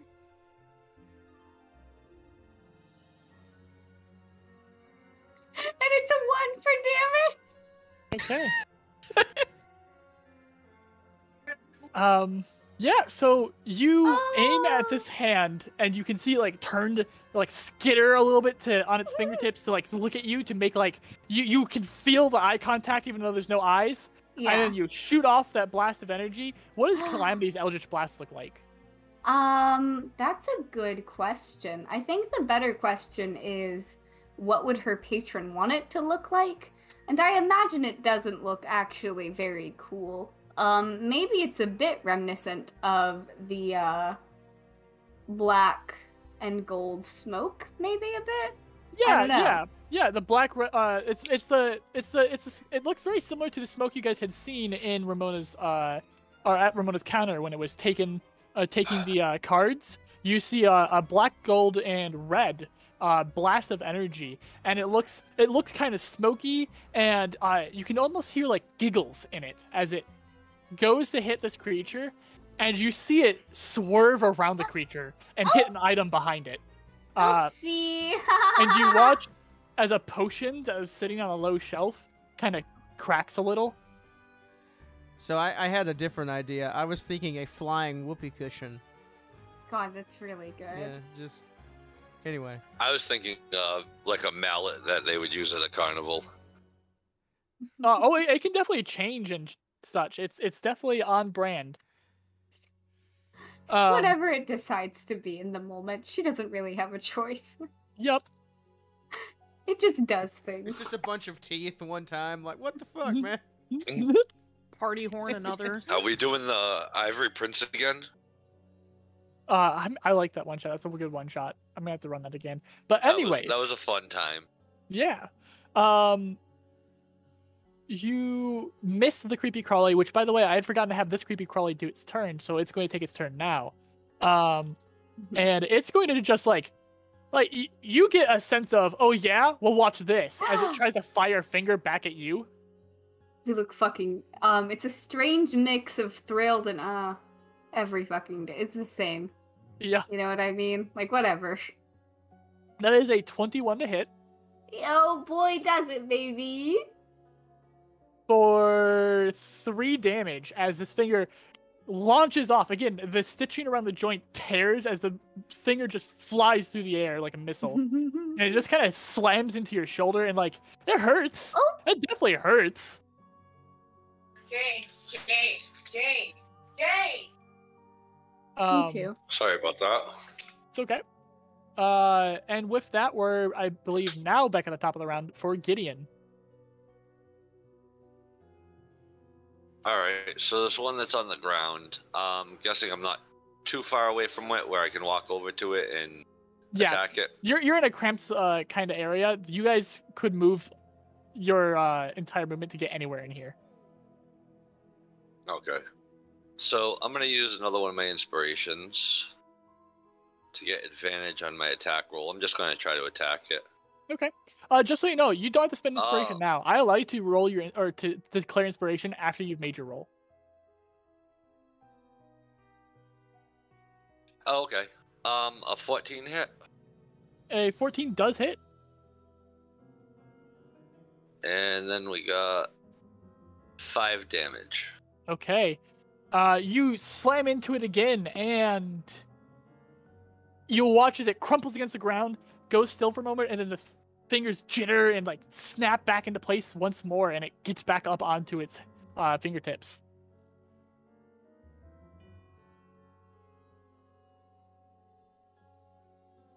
My bonus action, I'll make an unarmed strike again. Okay, go ahead. Nat 20. Very nice. Powerful. And do I have to roll on the effect, or is it something you do? Honestly, it has 1 health. Okay. You don't need to roll anything further. Because I get a +4. It's done, and critical strikes override undead fortitude. So you, just tired of this thing, grab it and just start slamming it against the ground until it stops moving. For the hell of it, it would have been 12 damage. Yeah, that's almost double its max health. I like to imagine that you still give 12 damage, but it just like... Oh, absolutely. just annihilates this hand. Absolutely. It is barely recognizable as a hand by the time he's finally done. That is the combat over. You now have a very disheveled looking bird. All right. Yeah. I've heard you have a unicycle. Straight to business. Really, May? As you guys like turn to look at him, May, you start to speak and goes, "You can't trust nobody or nothing in this place. Not even dead meat. I'm considering getting sick and tired of these jokes." Okay, so no unicycle. I'm gonna go look on the shelves. As the bird is like doing this, like I know this bird. As he's having his fit, I'm gonna just like kind of brush his like shoulders off, like kind of like calming him down a little bit. Yeah. As you calming him down, he like you can see like he's getting his feathers back into place and stuff instead of the big ruffled, puffed out mess he looked. And he kind of takes a breath and goes, "Sorry, you wanted a unicycle?" Yes, absolutely. And I like have my tickets out already. Okay. With that, he gestures to the wall, and you can see that there's like a shiny, like you know the red wagon, red. Yeah. Like that, but on a unicycle. It's on a topmost shelf. It's labeled for 10 tickets. And he goes, "Well, I got a normal one right there. Barely used. Previous owner will not be coming for it. Don't worry about that. And there's another one. A little expensive though." And he like points to a shelf behind him, and there's a unicycle with a little plaque that says 50 red tickets. This one is just gold in color and might possibly made out of actual gold. Ooh. May is gonna like look at the shiny gold one and be like, does saving your life get a discount? No. Oh, well. All right. And I'm What about like, return customers? Return customers get 1 ticket off. Also, I do deal in other items and such. If you wanted to trade, if you have anything of interest of me, especially stuff from outside the Revelia. Let me look at what I have here. I'm gonna reach up into my my antlers and pull off a flower that's from the Feywild and hand it to him. Okay. He like looks it over and goes, I'm like raising my eyebrows at him, like nodding, like, huh? Yeah? It's pretty great, huh? Worth about 5 red tickets. Alright. Amazing. I'm going to I have this monocle, it's magic.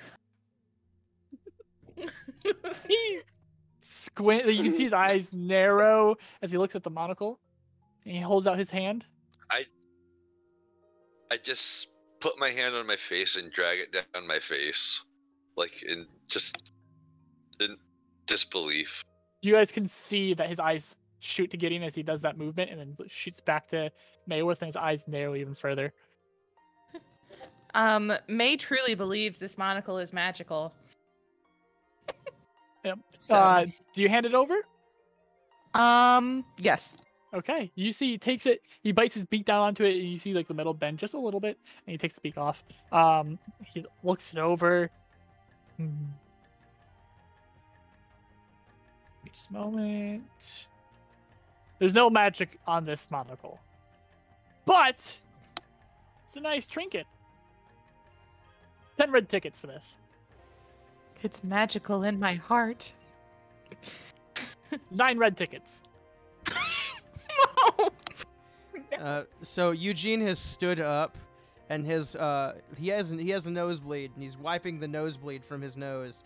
And as the people are talking, he is going to go over, and all of the creepy crawlies that aren't burned, he is going to do the same thing he did to the other ones and just set them aflame. Let's see what else I have. I have we've done 9, 10, 12, 13 plus 15. So I have about 30. All right, I'm going to hand over my shovel as well. Okay. He'll look over the shovel. Yeah. Good make. 8 red tickets for this. All right, hold on. Let me do some math here. Yeah.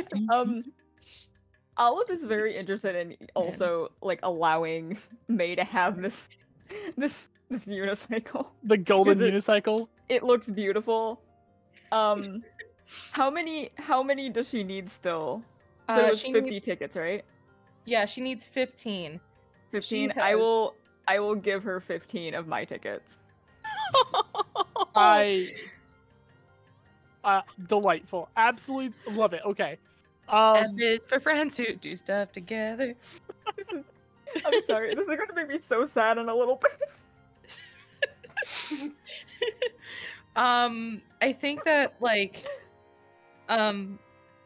Olive has touched May's heart very much. I think that I'm definitely gifting Olive a bunch of buttons from that are on me. Like I'm just pinning buttons From on our Olive. cake pocket. Love it. No, I have for those listening in, May collects buttons and trinkets from her travels in her life, and she is covered in all sorts of different buttons and pins and brooches and jewelry. And some of it might be like maybe worth something. Other things are definitely like bottle caps and buttons that are kind of affixed to her. Delightful. So with all that, he looks a little surprised you had all the tickets needed to get this done, and he takes the unicycle off of the shelf, and he offers it in your direction. I immediately take it. I begin to practice writing in the May, shop. you can go ahead and add on to your character sheet the unicycle of writing. It is a magic item. Yes. I will get you the stuff for that later. It is a homebrew item that I came up with on the spot, so give me a bit to figure it out. But it is going to be a magic item. I will erase my magical gold monocle from my inventory. Magical, in quotation marks. In my heart! So after Eugene has done the dirty deed and killed these things for good, he is going to go up to the Birdman and kind of look at his, sharpened but worn sword and just be like, do you guys ever get any weapons or armor, possibly? Yes, we do. Right there. And you gestures, and a part of the wall is dedicated to weapons, armor, shields, and certain other things like that. Okay, can you give me a rundown of what's there, boss man? Yeah, so give me just a moment. I lost my place in the book, and it has literally all the stuff for it. Yeah, so right there, you can there is an example of almost any common, simple or martial weapon. Okay. If it makes sense for it to be a common item, so maybe not a Yokla, which is something that you would see only in Cholt. Yeah. But if it's a spear, if it's a shield, a sword, long sword, short sword, daggers, staves, all that stuff. There's just a whole. Is there anything section. of particular good-looking make? Roll me a D100. Okay.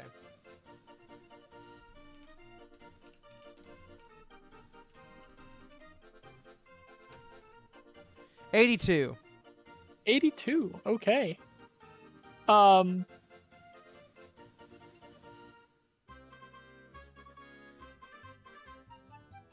Okay, I was going to give it a 20% chance of being there. You got in the top 20%. So, you can see that there is indeed a weapon of particular interest.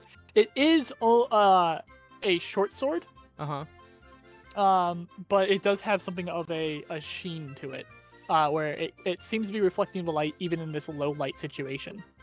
Eugene's gonna take it and pick it up. I know some stuff about magic. Can I roll an Arcana check on this? Yeah, absolutely. Okay.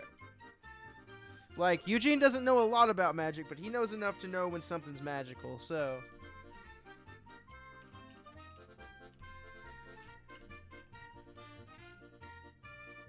Oh shoot, what's my Arcana? Hold on. +1. Oh, I did the thing. You did the thing. It's a very excited 1d20. I did the thing. It's a D20! Aye! Oi! That's a 2. Woof. It's a nice short sword. Yeah. So Yuji's gonna go, how much for this? 20 red tickets. Eugene is going to take out his 5 sticks of incense. Okay.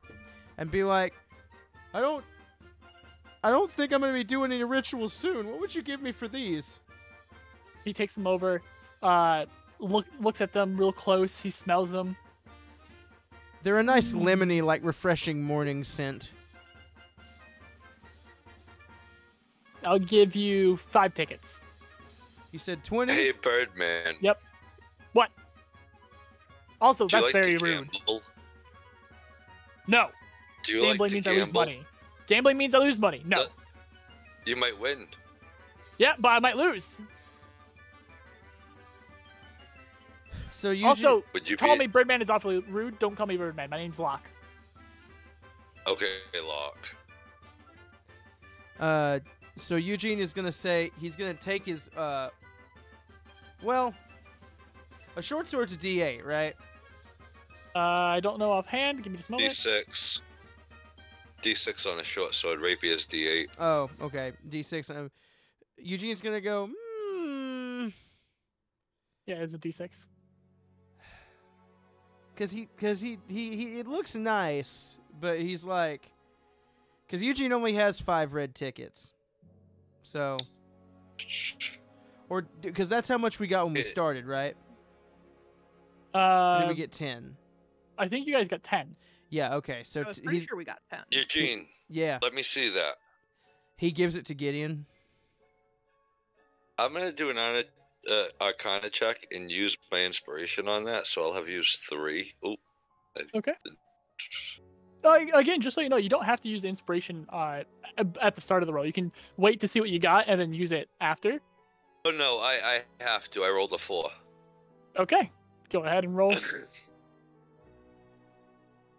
13. 13. This is a magical sword. You're not sure what, but it's magical.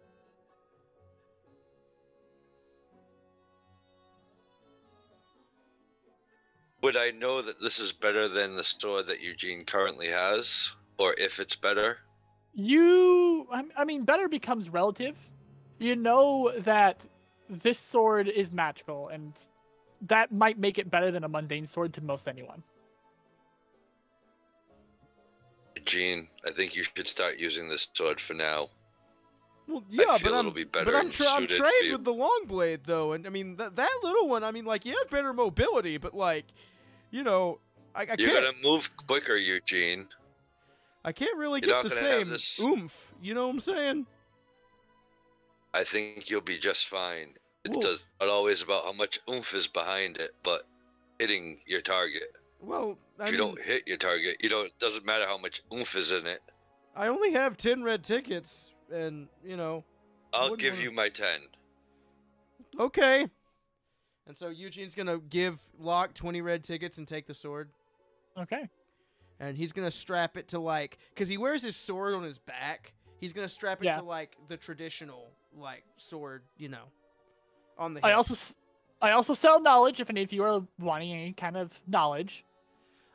Well, actually, that's a good point. We were looking for a Dr. Stella. She said she might be here. His eyes narrow again, and he regards you pretty heavily. Calamity has suddenly, just sort of as soon as the name's brought up, she goes, "Oh, I think I see Pinky." She doesn't see Pinky. She wanders just a bit away, out of Okay. earshot. Oh yeah, Okay. I have 5 left. So you head outside of the wagon then? Calamity?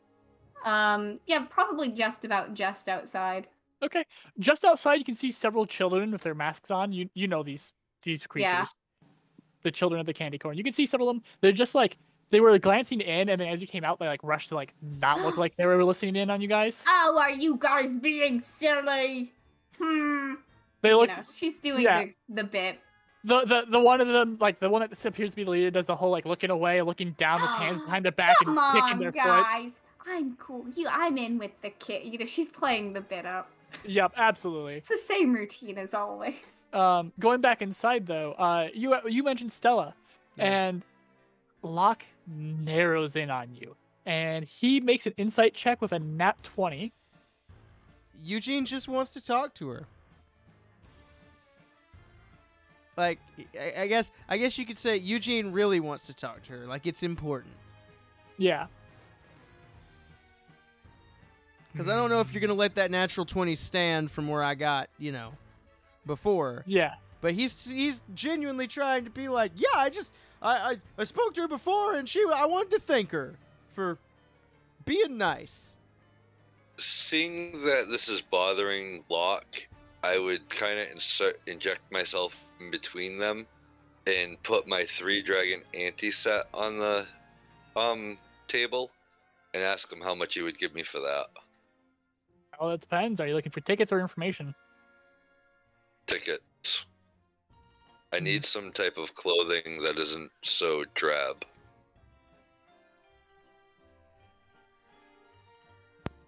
I overhear that and I go, I have a disguise kit, Gideon. We're going to do a makeover.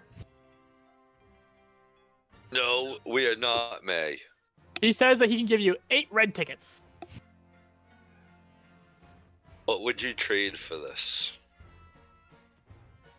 Do you have anything maybe a little more colorful? Yeah, he gestures, and a whole chunk of wall is taken up with carnival regalia, just colorful patterned clothing, shoes, shirts, dresses, hats, accessories, all of them fitting the aesthetic of the regalia. They look a little torn, and if you look closely, you can see just a little bit of blood on some of them. That would please me a little bit more. Would there be happen to be glamour weave on there? Give me just a moment. I can read it off to you if need be. I'm familiar. Okay. You do not see any that have any magical properties from what you can see. Okay. I would just point to the closest thing that looked like Calamity's outfit. Okay.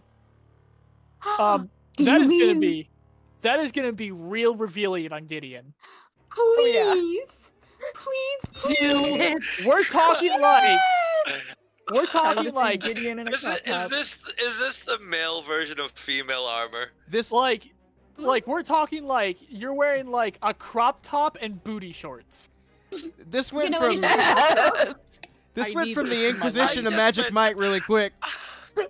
I just meant the same colors. Yeah. Pattern. I'd also Not the same exact outfit. I'm sorry.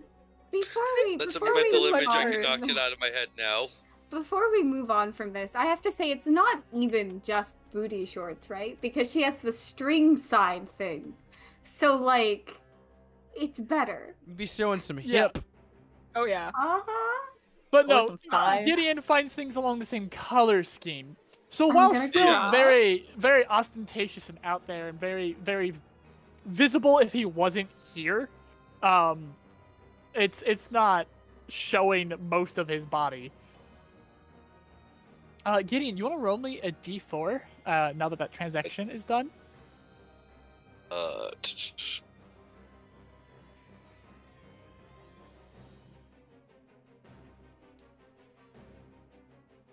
A 4. Okay.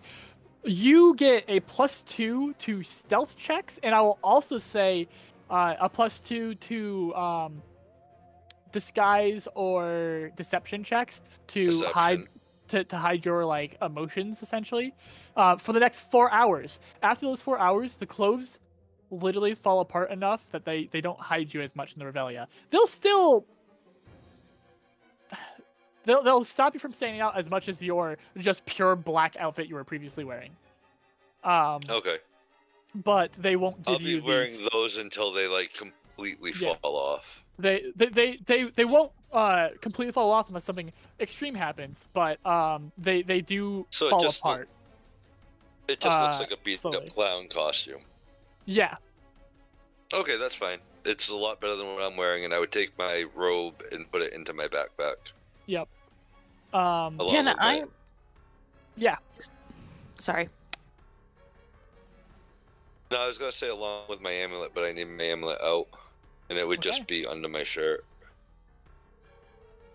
I feel like it's only fair if can I roll to see if Eugene's trying to talk to this man about something, because I am heavily distracted by my unicycle. Go ahead and roll. How much was the glam weave? I mean the costume. It was 8 red tickets, so the 8 dragon ante covered it. Okay, Would it be so I'm at 0. perception? Yeah, it'll be perception.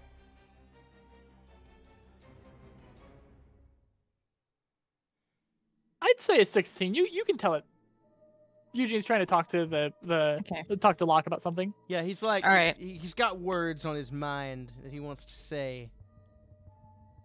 Okay, I'm gonna try to cast Charm Person because I can see that he's a little bit resistant to Eugene's question.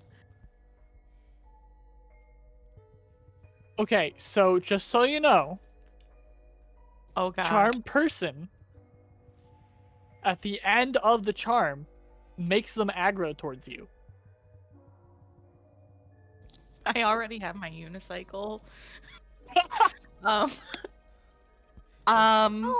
May's Wait. like, I'm not concerned. Does it I, make them like- aggro?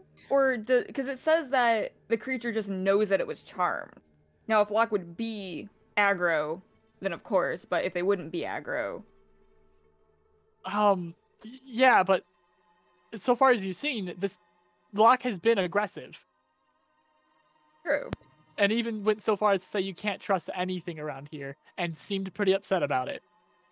Okay, I'm gonna try to talk to him first. I'll try Okay. to talk to him first, and we'll see where we get. Not giving you a hard no, just letting you know. Okay, so you also approach. You can see that he's still glaring down Eugene. Hasn't given an answer, and then Mayworth, you come up. What are you gonna say? Hey, how you feeling, by the way? Head I'd turns. like to circle back to how you're doing since the hands attacked you. The head turns to you. Looks back to Eugene. Not great. I'm gonna take some cake out of my cake pocket and offer it. Do you want to feel? This will help you feel better, I think. Before she even gets a chance to bring it up to the table, I swipe at her hand. Can you I roll are- to dodge that? I'm going to say that Gideon, because you also wanted to purchase clothes, you are currently at the clothes selecting them out right now. Yeah. Okay. So you offer him the cake, and he just stares down the pocket cake, the smushed icing's like all over it now. Handful of cake. I'm like picking lint off of it. I've had enough cake. Are you buying information or not? Eugene is going to set his prayer book on the table and just push it forward. Yeah, I'm buying information. Okay, he grabs the prayer book, he looks it over. It's just a bunch of prayers to Pelor. Yep. If I play you a Nods. song, does that count? No, don't play me a song. He's like, Okie dokie. you could see that he puffed out his feathers a little bit when you said that too. He puts the prayer book down. First, why do you want to speak to Stella? And be honest. Who's Stella? Eugene, Hey, oh my god, this Hey, is just stop for a minute. this is so hard because you know what? Life or death situation. He's gotta lie. Eugene, like, he feels the weight of his holy symbol that's around his neck sort of press in, or at least he thinks he does. And he says, Real quickly, actually, Eugene, make me an insight. okay. My insight is +3, so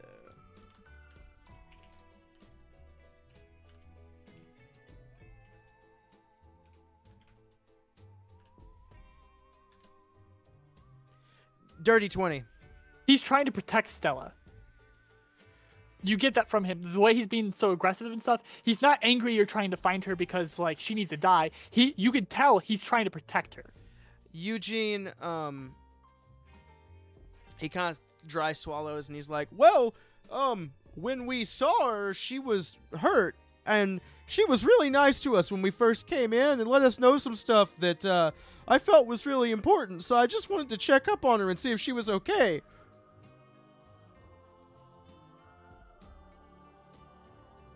You can see he's holding this book. Looks back at you, or the prayer book. Looks back at the book. Puts the prayer book back onto the table, slides it back towards you. Eugene takes it. He's like, do you not want it? I have them all memorized. I mean, it's fine. You can have it.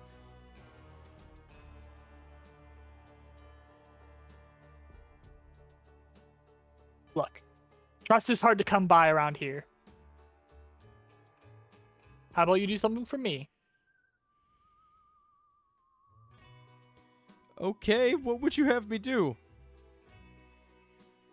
Eugene's gonna put the prayer book back in his bag.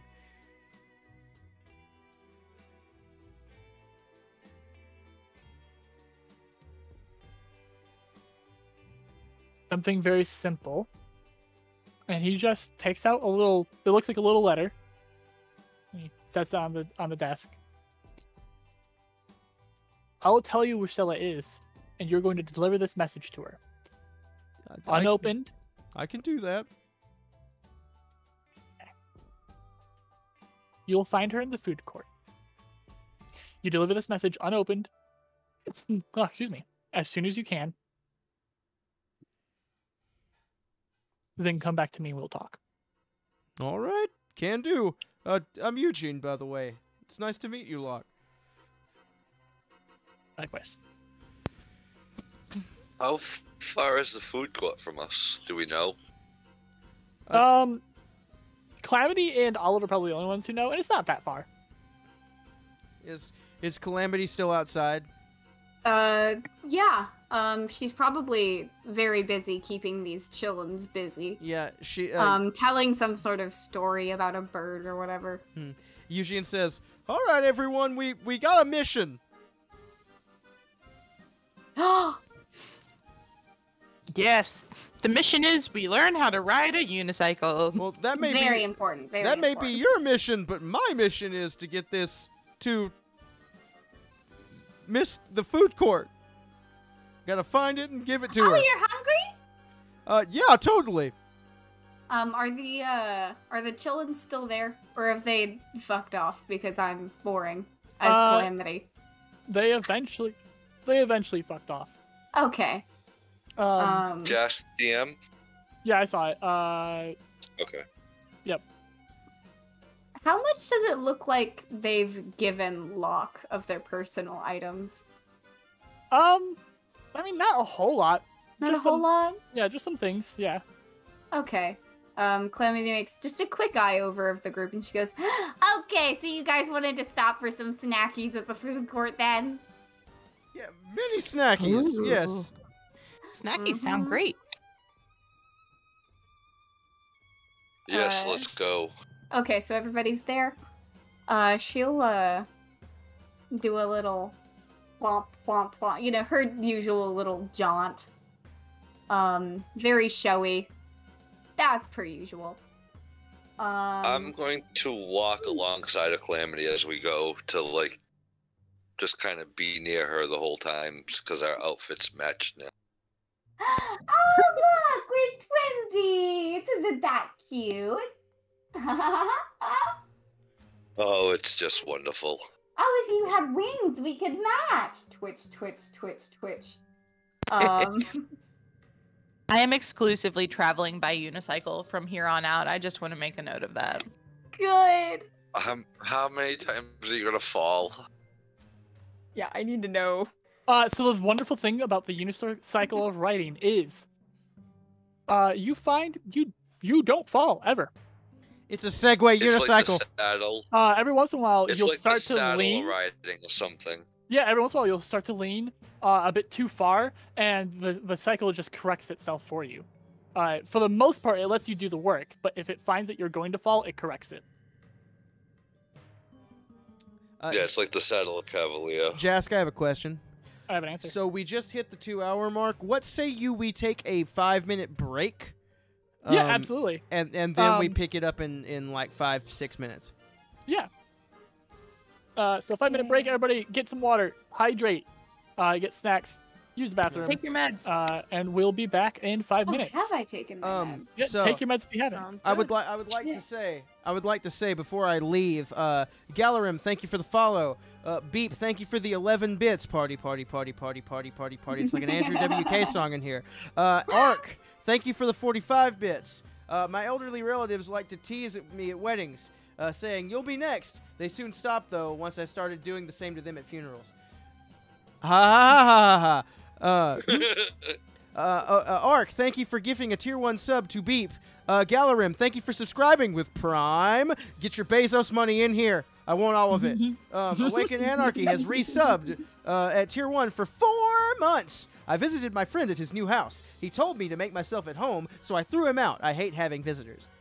And that's it. Thank you for all the money you have yeeted at me. I appreciate you. I'm going to go and get some more water and possibly some chips, so I will be right back. Yep, I'll be right back as well. Thank you all so much. Same. Me too, I'll be right back.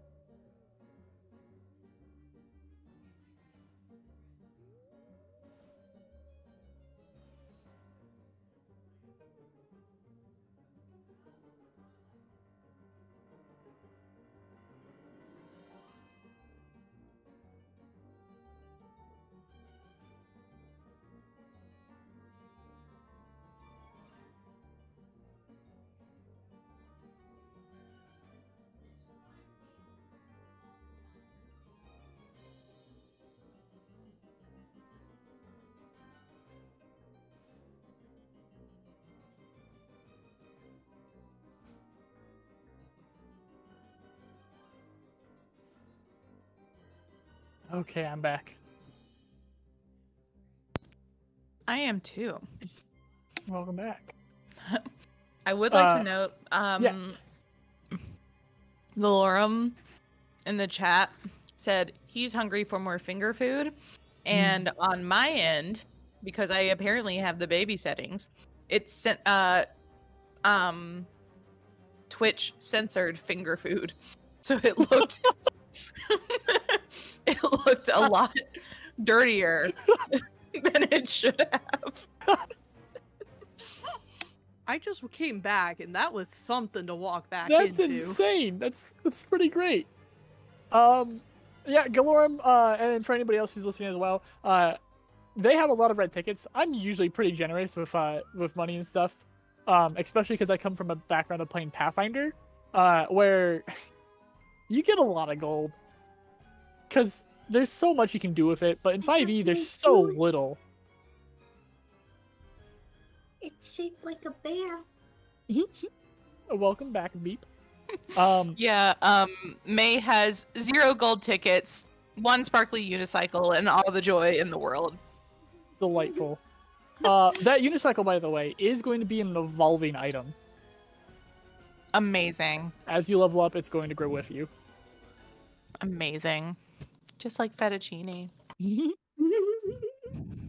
I'm excited for you guys to get a belt of spider strength, because I know the first time you guys get it, you're throwing out the fettuccine. 1000%.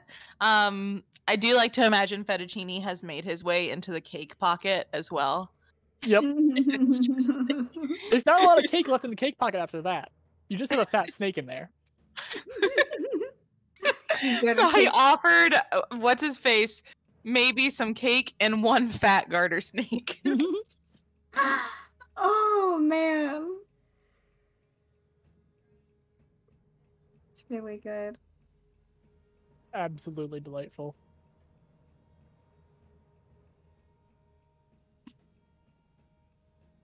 I'll ask if No, go ahead.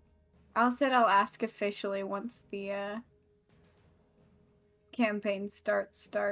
But where would the Hecutron be in? Would it be in proximity of the food court? I think you can see it from the food court for sure. I have to.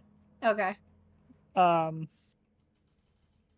Yeah, it's in the center of the Revelia, but it's up in the sky. Okay.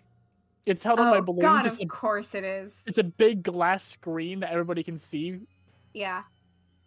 It's basically a giant TV. Okay. Good. Okay. Yeah,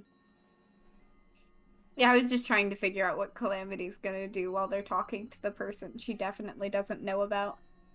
Yep. I figure that's a good way to go about it. For sure. Okay. Yay. I'm sorry that whenever, like, you know, lore drop stuff is happening, Calamity has to walk away. I mean, no, I'm doing it to myself. Like, she could choose to stay there, but there would be consequences, right? I think she knows that. There could always not be. Yeah, I think she tends to skew on the safer side of things. Yeah, also I think she thinks she's more important than she is, but that's neither here nor there. Delightful. Calamity out here with main character syndrome. Just to make it clear, Gideon's not like walking like Calamity. He's just kind of walking like. It more looks like he's like enforcer or something for her. You know what I mean? Oh god, you know, if he does that, I think she picks up on the vibes he's giving, and then she tries to do like a very goofy, like, mob boss cool walk, and it's very ridiculous. I know that Gideon is not wearing the same outfit as Calamity, but in my head and in my heart, he is. And by the way, Calamity, if you feel ever like you would like to draw Gideon in that outfit that Jess first explained, the booty shorts and crop top, I wouldn't mind. I'm fucking on it right the fuck now. You shouldn't have given me shit. Actually, on that note, I was going to wait to reveal it, but do we have Riley? Are you here? Yes, I actually just got back. Okay. I was about to Fox, send a I think message. I heard you earlier. Are you still there? Yeah, I'm still here. Okay, and then I already let it slip to Jim. I may or may not have purchased art of all your characters for you guys. Really? Wow. Yep. Oh, Oh my god. Yep. that is so What? sweet. Yep. Just waiting for the commission to be done. But Oh my god. that's why I was asking you guys for descriptions of your characters. Was Sneaky so that- bastard. I was curious about that. I was like, I guess he just needs to know. yeah, I did need to know. So I Can could I get art tell for you all. what I You thought? needed to know, all right. Yeah. What? What I thought that was for was I thought you were gonna mess with us somehow. It could be That's both. honestly what Yeah, it was could in be my both. head was. Yeah, well, that was the first thought in my head. I was like, That's why I gave you both descriptions in real life, and as he passed. That way Yep. you had them both. I didn't know how you planned on using it, so I was like, okay, I'll just give them Alright. both. Hello, Jim. I was just revealing the fact that I bought art for them all. Yeah, I can hear. My headphones are wireless, so I can hear. Oh, okay, yeah. Yeah. Yep. Oh, I'm so That's curious. so sweet. That's so cool. Yeah, he Thank told you so much. he told me first, and I was like, shit. My heart. So so once we do excited. have art of everyone, I would like to see about getting like a rotating screen for it for the streams that people can Already see got what an we're- idea, homeboy. Already Oh my in the God. thick meat. Wait, so Jessica, I have a question about that then.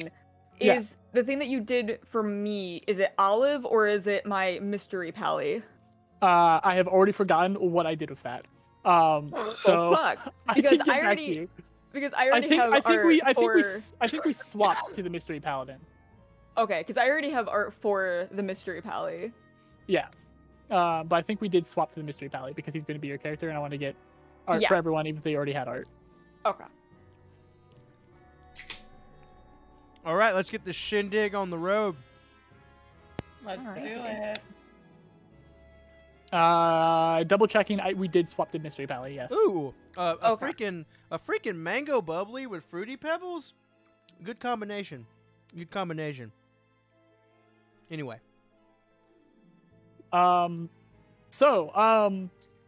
as you guys leave Locks,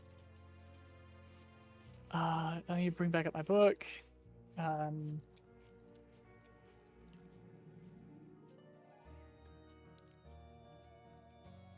You guys see a crowd of people, like a massive crowd. Like this place is busy, right? But this is a big group of people, and they're like looking around, and you can see them like putting their hands above their eyes, over their brows to like block out the sun that's not there as they're looking. And then one of them spots the party, and they point. Everybody starts cheering, and they all start pointing as well. And you can see the mass, the huge, crazy number of people pointing. At us? Yep. Is this a familiar situation at all? I mean, it happens every once in a while. Right. Okay. But go ahead and make me perceptions. All of us? Yeah. Yeah, go ahead.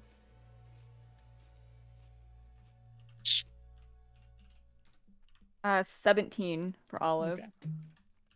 Anybody who gets above a 14 will be able to notice this, so it's not terribly hard. 16. Mailworth, it makes so much sense that you don't notice this. I think that they have seen me on the show from last session. Yeah. I do take out my pen and start waving. I'm ready to give autographs. So anybody who didn't get the DC, excuse me, you think they're pointing at you still. Everybody who got above it, you realize they're not pointing at you, they're pointing past you. As you can see, an even denser crowd. And these two crowds, one is moving towards you guys, like excitedly. The other one is just moving to get out of the way. Before the crowd that was, kind of moving towards you guys as if to get out of the way of something, it starts to grow dense and then gathers to a halt around you and then splits open. you guys are now surrounded with people as you see at the end of the split a massive clown.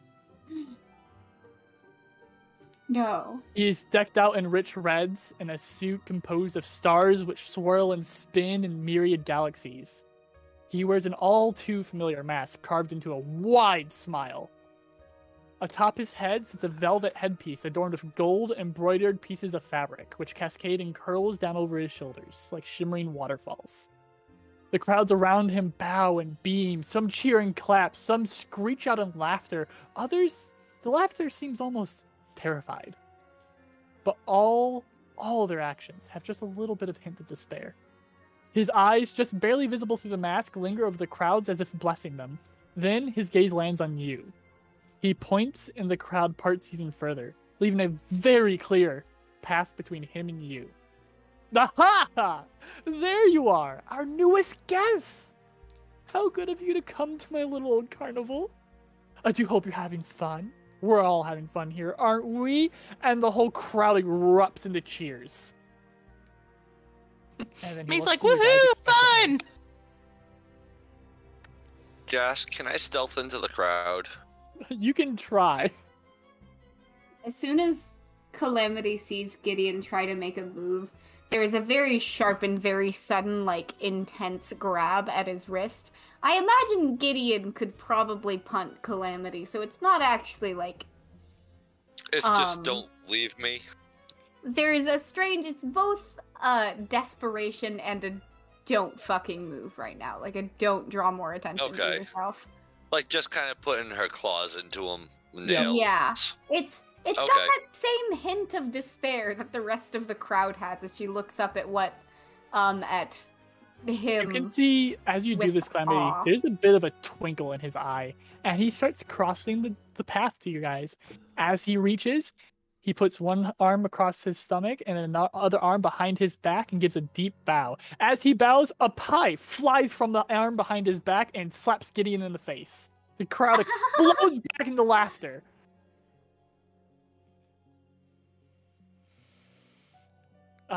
Gideon, how do you react to this?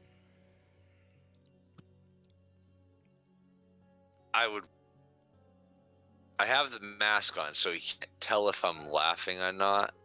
But I would make it almost appear like I was laughing without laughing. You know what I mean? Yeah, go ahead and make me that deception check with advantage and +2.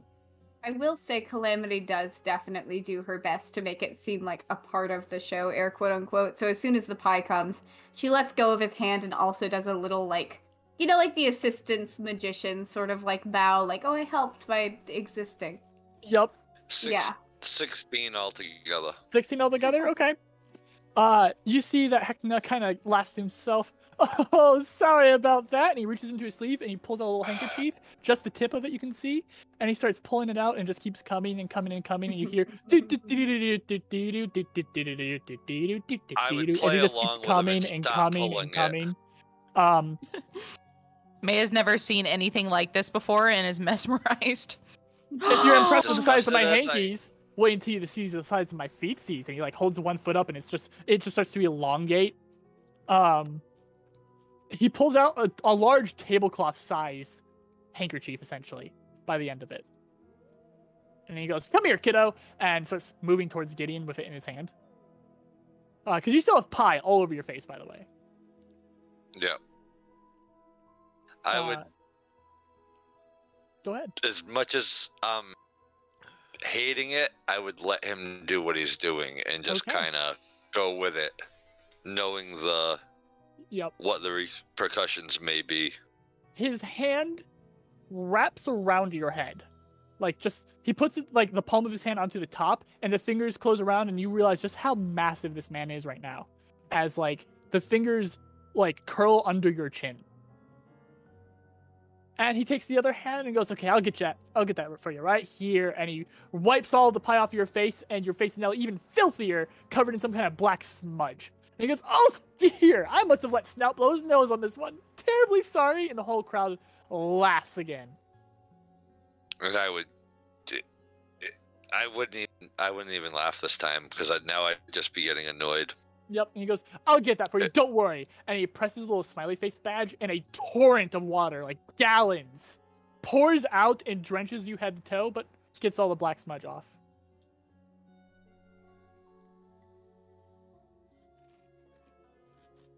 Now, no need for the waterworks. The Reveille is the funniest, funnest place you could ever hope to be, and I'm so happy you're here with all of us.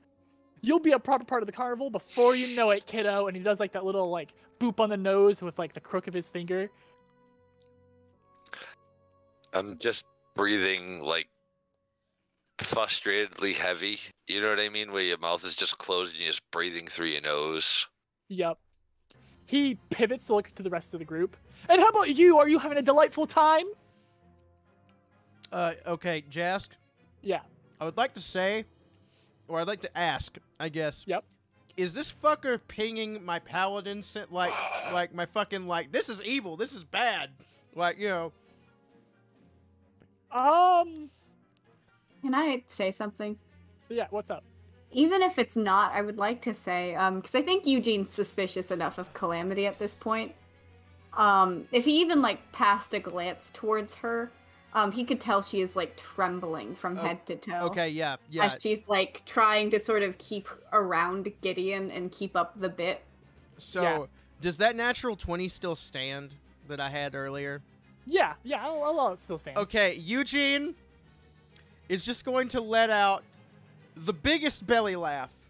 Like the most exaggerated. He's pulling a Calamity right now is what I'm going to say that he's doing. He is overacting to the point of like Tommy Wiseau in the room. and he's just going to say, "You know what? I haven't ever had a better time. You know?" Glad to hear it, kiddo. But he looks to Gideon again.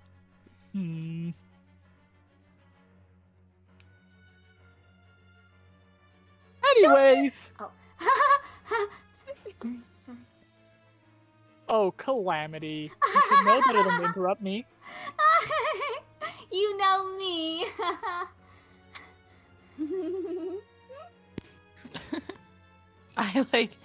I'm like, look what I can do, and I start to ride the unicycle back and forth. Delightful. Like, you know, you remind me of Pinky. Maybe in time you'll take her job. Gideon would just be staring at him and right like, now. Thank you. I would just keep staring him down wherever he went because I'm just absolutely annoyed with him already. Not showing it on the outside, but I'm just staring at him. Yeah. So, I think you guys need to be shown the proper amount of fun. The Calamity, you've done a delightful job, dear, but you're you. So I would love to show them around a little bit, just personally. How do you guys feel about it? Rage, unbridled, holy rage, unbridled, smiting rage. But he's like, you know, that sounds really great. That sounds just like the best. I mean, to be shown around by the big guy, like, you know, who could ask for more than that, really? Above board, the whole time that we're with Hecna, I'm going to be more or less quiet. Okay. Just because I don't want to tip him off in any way. I just want to try to remain undetected. Yep. I'm gonna be like, how could we not have fun when we're all such good friends here? And I'm going to try to give people inspiration. I have 4 slots. Definitely Eugene and Gideon. I still have 2. Sorry, this is Bardic Inspiration. Yeah, it's different. Oh, Bardic. Oh, I'm sorry. Yeah. So you can add Jess, do you like me to roll, or do you want the person to roll? We'll have the person roll. Okay, cool. Yeah, so you can add a 1d6 to an ability check, attack roll, or saving throw. Thank you. Yeah. So definitely Gideon and Eugene. I'm gonna give one to Calamity. And then, what do you think? Olive and Walks Through Fog. I'm gonna let you decide. I know this is hard. If I had 5, I'd give everyone. Give it to Fog. Give it to Okay. Fog. Yep. Yes, please give it to Fog. Okay. I was like, okay, that's why I was asking, because I was like, Don't you worry just about me. curious. Don't Just you worry. curious. So, Fog, Gideon, Eugene, and Calamity all have bardic inspiration. Okay, thank you. Okay. Thanks, fam. Right. So I'm gonna bring you to the midway. I'll even pay for you all to get in. You'll be able to have some fun and games all on the house. I want to make sure you're having the most fun you can while here. Because, I mean, you are here forever. Might as well enjoy it. Fun and games. Fun and games. Yeah, Fun and games. Fun and yeah. games. Eugene is chanting, but in his brain, he's just like, no. Yeah, Oh, same with before Olive. I forget, and he looks to Eugene. And he looks away. Now, I was left a gift on my own front door. Uh-huh. So, don't know why, but it was addressed to your crew, and he, like, makes a show of reaching into his pocket and just pulls a full-sized person out. And you see, Riley, would you like to describe your boy being held by a massive clown? Sure. Well, let me actually find his description. First of all, he looks real disgruntled. No, originally, previously, he was just standing in a room. Yeah. And now he's here. He's uncomfortable. He's very unhappy. But you see a very, very pale human man who has, like, his hair is stark white and it's cut short and spiky. I guess you couldn't see it at like, the current distance, but his eyes are, like, opalescent. He's wearing half-plate armor that covers his forearms and his shins, and a pure white cloak on his back that has, like, a symbol. And then on his chest... Does it have the radiant sunburst on it? Hold on a second there, Max. Okay. You're getting ahead of me.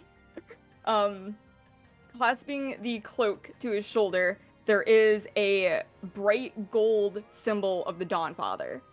Okay. And there is no other, like he is silver and white mostly, but this is the only gold thing on him.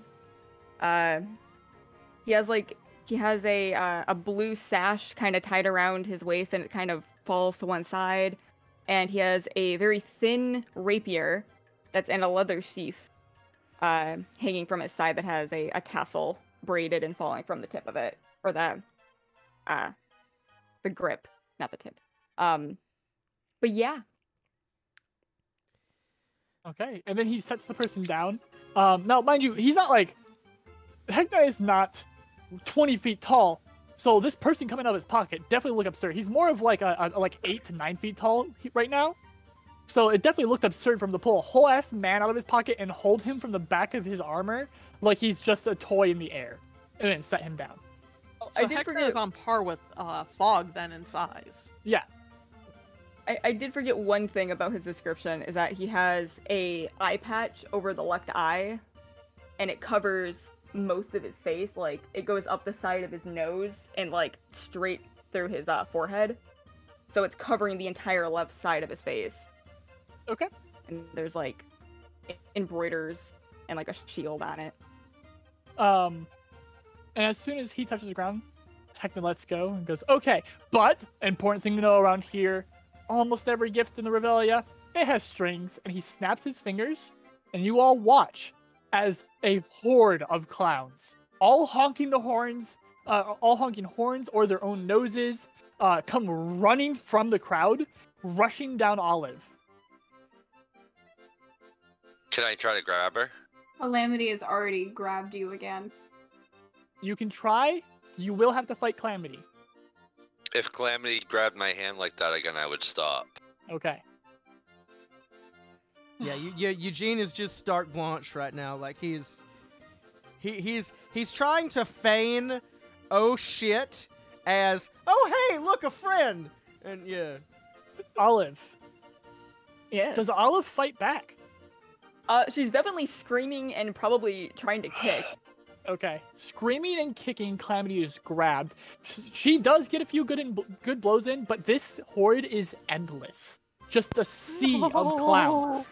As Olive is grabbed, you can see one of the clowns reach into a pocket and pull out something red and fleshy and press it to her face. Oh, we're about to play Moses up in this bitch.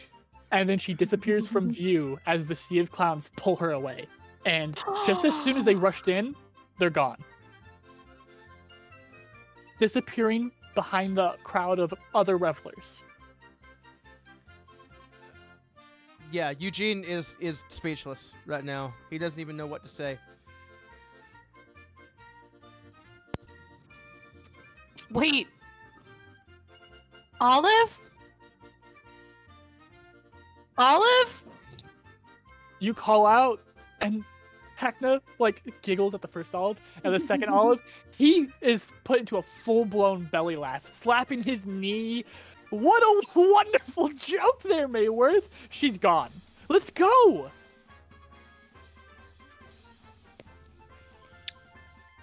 What?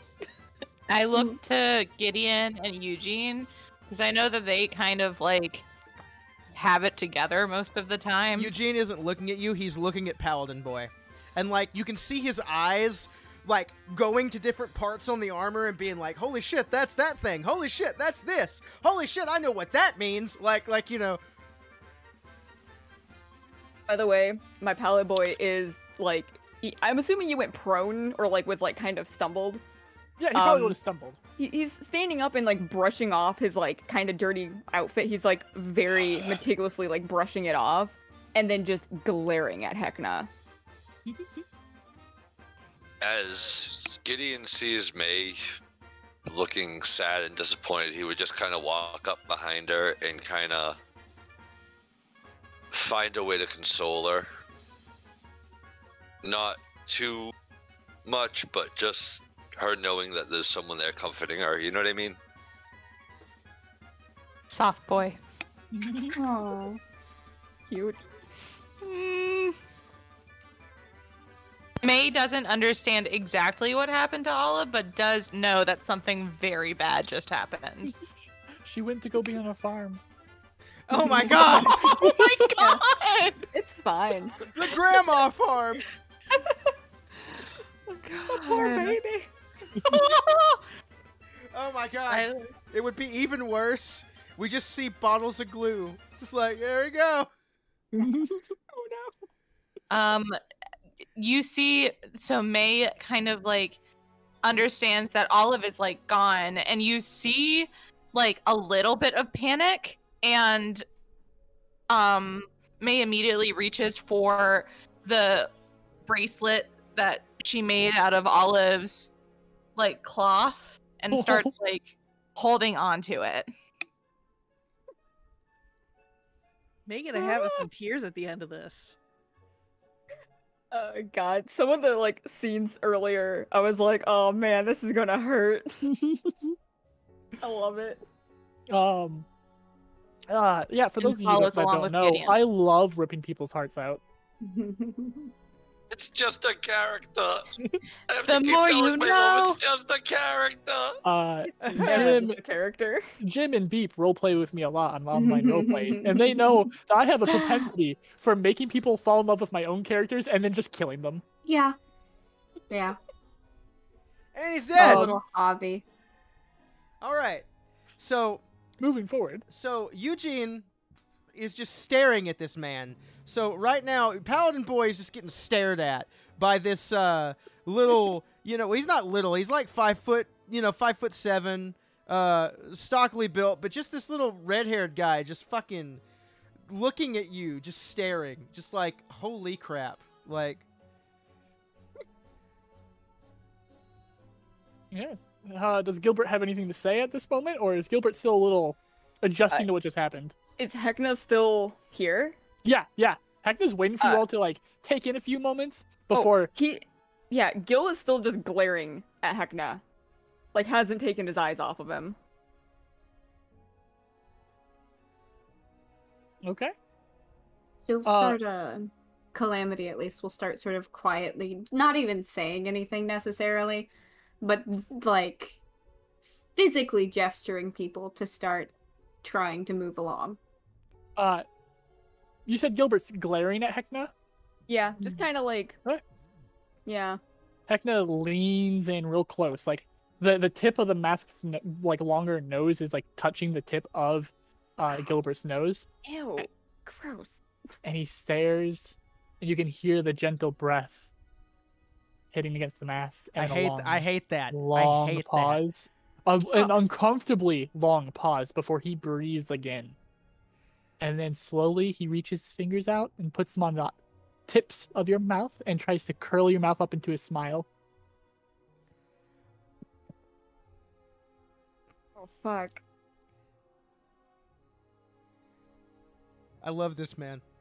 I love this man. He's so fucking creepy. I love. Ooh. Oh my god. I love to hate him. Gil's gonna let him do it, but the glare is still there. I have a voice in my head, Jessica. I want you to know I have a voice that I'm going to be recording later. And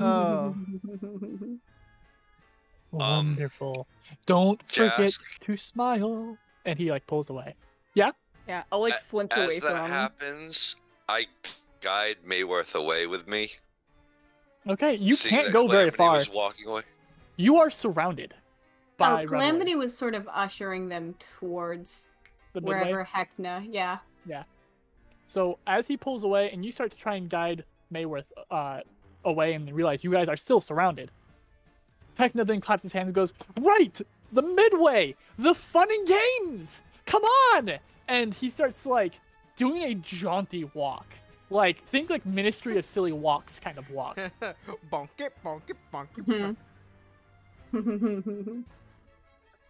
As we start walking away, Fog is going to look back towards like where Olive disappeared to one last time, but turn back and start following.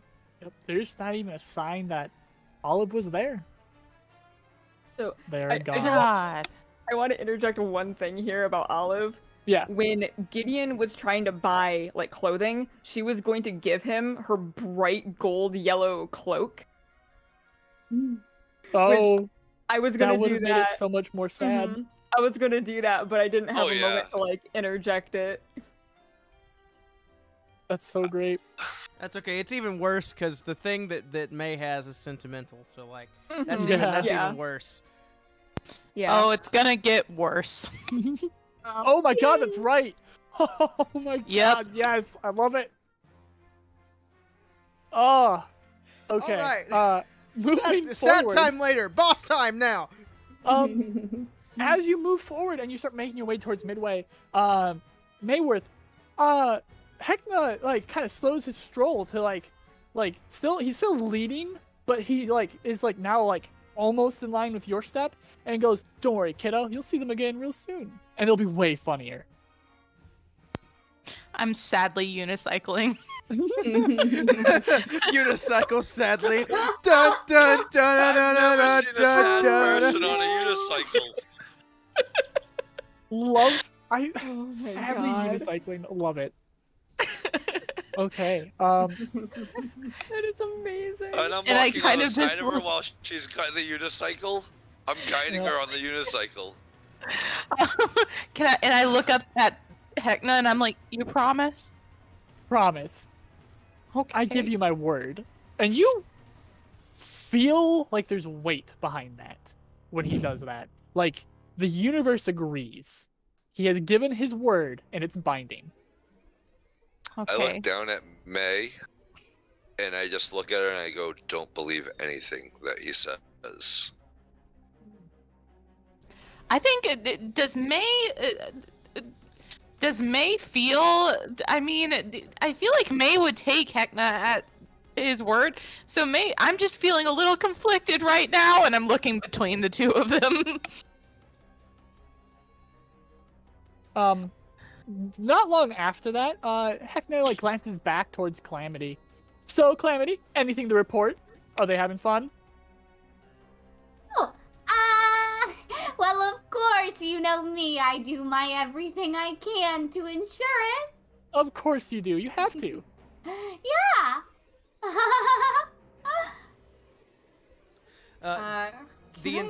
Go ahead. Really quickly, I need to roll something for her. Just That a was random... beautiful. Oh, thank you.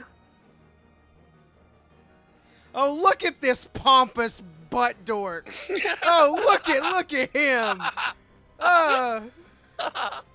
No, he's a good boy, I promise. I love him. I love Okay. him. He's good. I will say That's an Calamity, awesome picture. after He's and so shiny. He is. shiny boy. He's the shiniest boy. As you're saying, Beep. Yeah, I think as she answers that, she does look away from him. Oh. Give me just a moment. A 25 insight. Beep, I swear to Jeeves. I swear to Jeeves if anything happens. What would a 25 insight give Heckna on that? She's not lying per se, but probably something he's used to. She is withholding a bit of things. Okay. Stubborn. There is a pointed pause as he kind of comes to a stop and he stares down Calamity, and then he like looks around, making a show of looking around and then putting a finger to his chin as he seems to be thinking, and he taps his chin and there's like clink, clink, clink. Oh, Calamity! I almost forgot. Arachne says hi. They want another visit sometime soon. You should stop by. Oh, okay, of course. Anything I can do to help. Delightful. Sorry, Midway, and he continues walking.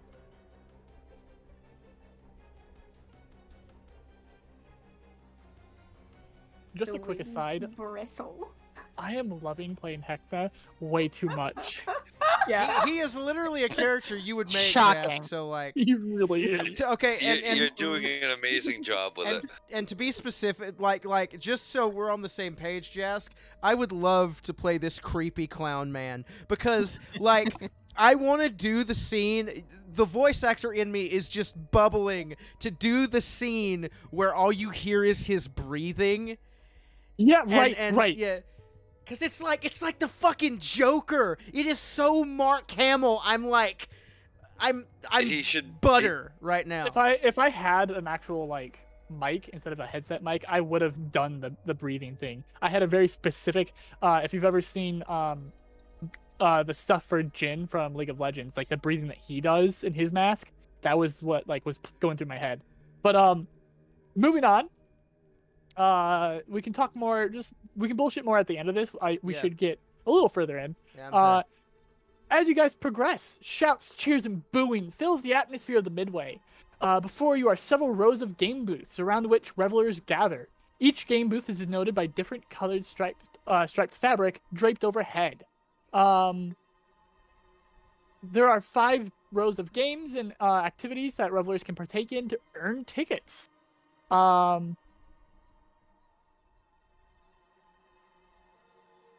You can see one has a sign that says "Pin the flail on the donkey."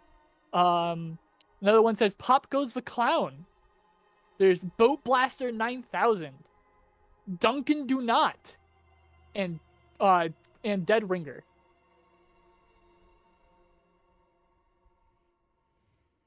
And he goes, "If you want to play a game, just point it out, and I will make sure you all get to play that game." Says May, and she runs to the closest booth. Okay. Or, well, sorry, she pedals. Right. She's excited. Is she going to activate the item's ability? I get it once a day. Yeah, you only get once a day, so I totally understand if you don't want to do that. You know, I think that she can contain herself this time. Okay. So you... Give me a second, I'm gonna roll to see which one's the closest. You look at Pop Goes the Clown, and you just pedal. And you arrive there. Sunken slightly into the holes on top of a long, tall wooden countertop are 5 clown heads, with their necks disappearing down into the box-like counter. The mouths on the mannequins are stretched wide open by wooden contraptions painted in gaudy colors, and beside each face is a slightly grotesque, half-inflated balloon in the shape of a person's head. A marionette in a bright pink and green sailor suit drums his hands on the bald heads of the mannequins, humming a merry tune. How much to play? It is 1 red ticket, and I see you have Heckna with you.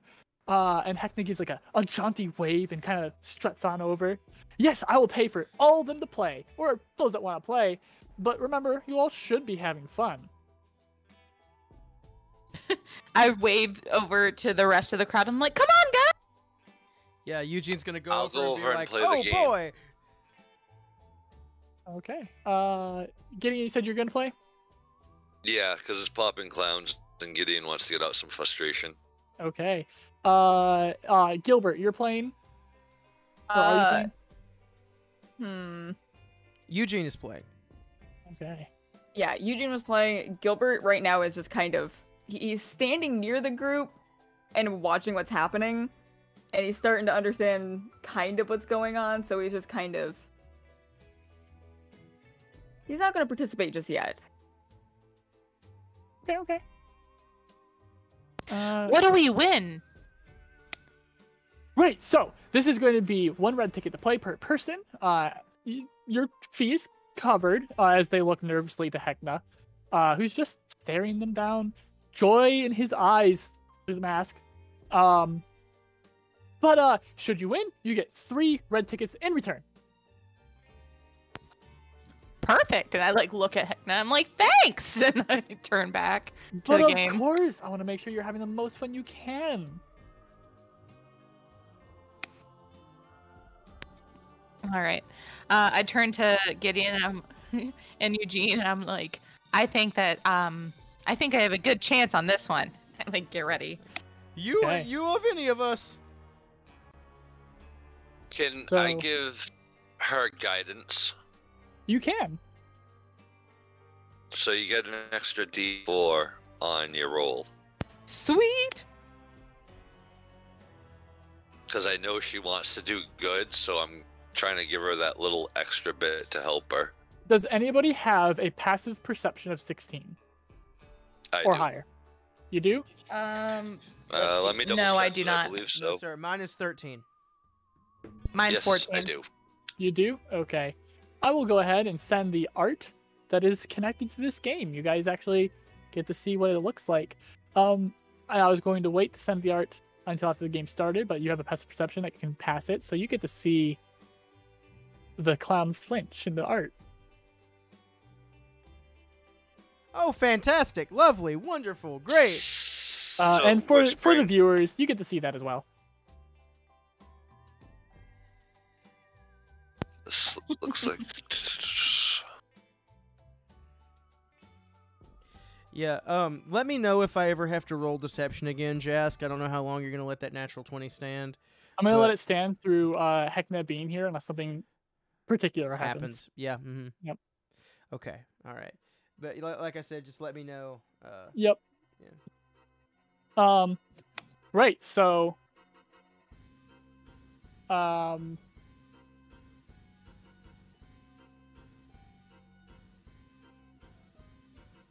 me double check some things real quick before we get started on this. Yeah, so we're going to be doing this in order of top to bottom. Calamity, you get to roll first. You are essentially rolling an attack roll. Right. How to play. Is it Oh no, it's a whatever- dexterity check. It's a dexterity check. Just make a Okay. dexterity check. straight D20. dexterity? Yep, D20 plus your dex.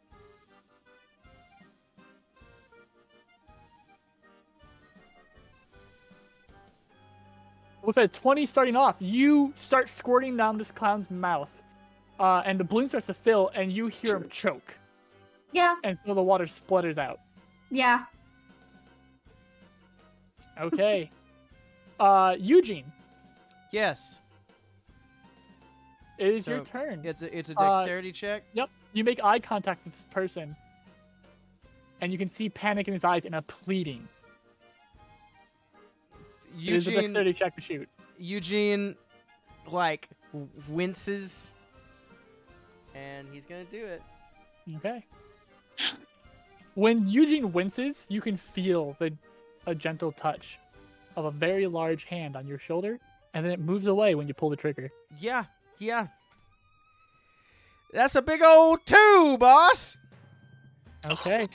You flinched the moment that hand touched your shoulder, and your gun's aim is off. As you're squirting from this, like, built into the counter water gun.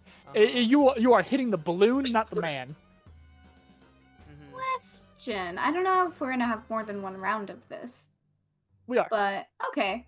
Does it look like Eugene might have missed on purpose at all from Yes. Calamity's perception? Okay. Yeah, a little bit, yeah. Like, he definitely didn't want to do it, and then, like, he felt the big man touch his shoulder, so he was like, okay, I got it! And then he just squeezed the trigger. Like, he didn't aim or anything. Okay, yeah. Yeah. So, yeah. Awesome. Okay, so next we have Gideon. Gideon, go ahead and roll me a dex check. All right, I'm gonna use advantage. Actually, I'll see what I roll first, like you said, before I decide to use my inspiration.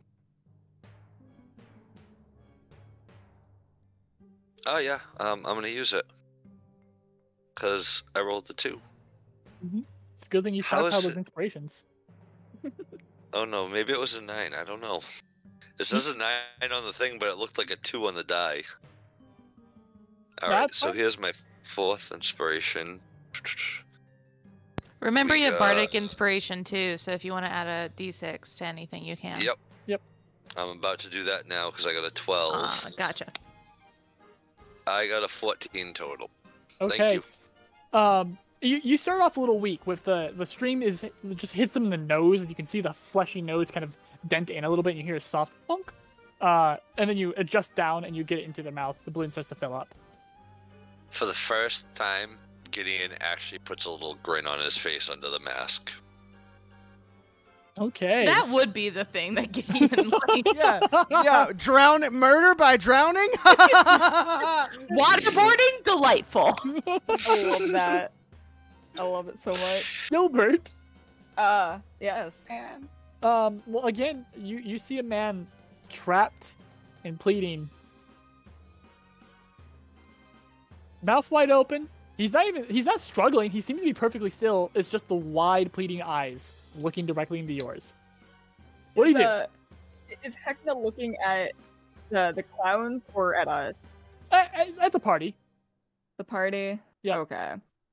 Do I get the general vibe here? Like. Yeah. This is an easy to read vibe. Yes. Yeah. All right. Well, I don't want to die. Already did that once. Pardon me? By the Join way, the club. everybody, somebody redeemed a hydrate, so I'm gonna remind everyone, hey, Oh. drink some water. Yeah, I'll finish I'm off drinking my mango coffee. lovely. Little I swirl of some ice. I will also, I guess, participate in this because I see that it's this is kind of like a you do this or you die kind of situation, and I got plucked out of my peaceful world. Yep. And then shoved in a fucking clown, like, pocket. How much does it look like Gilbert doesn't want to do this?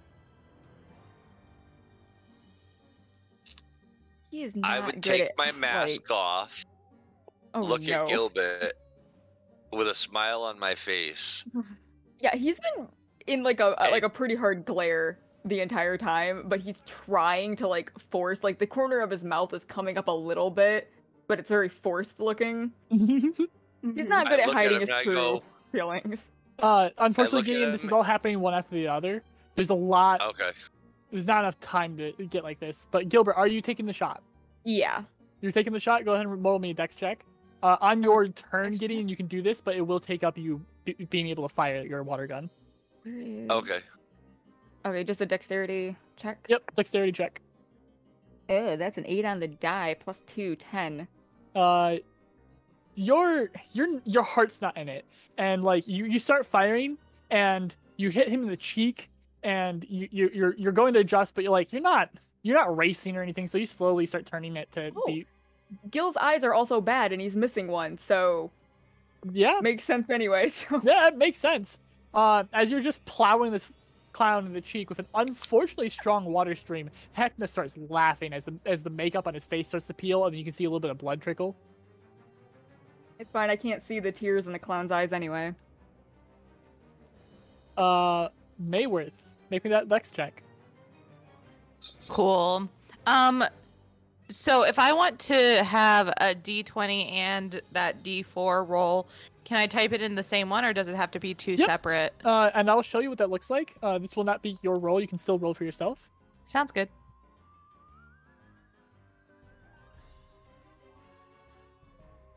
Okay. So for my dex, I have a +2, so it would be 1d20 plus 2 plus 1d4. Is that correct? Yes. Yep. Okay. Let's do this. All right, 16. 16, delightful. You start off strong. The stream goes directly down the clown's throat. You see him wince, water kind of coughs out, and the balloon starts to fill.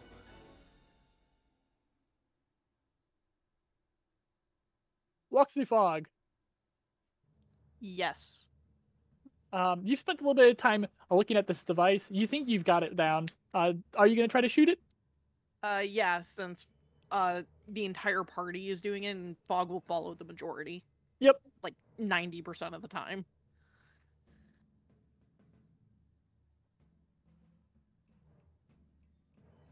I love that you guys have 2 golden retrievers in the party.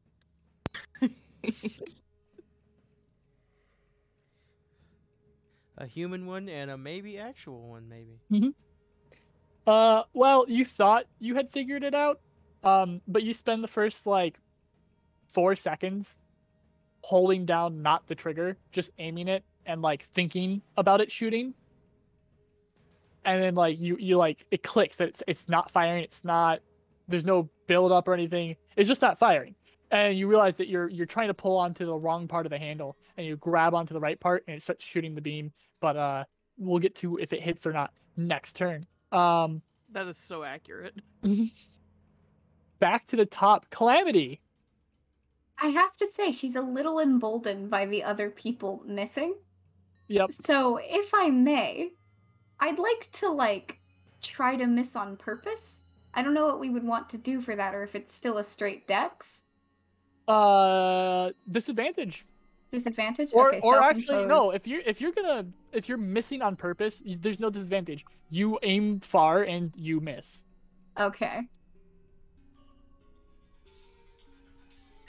I can't wait for the consequences.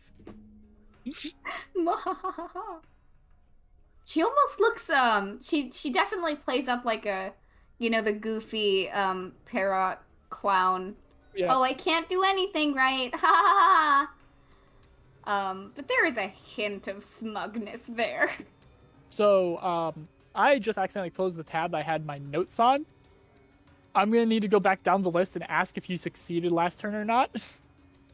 Me? For everyone. I know, Calamity, Okay. you succeeded, and you're purposely failing this one. I did not. Eugene, you didn't. Gideon,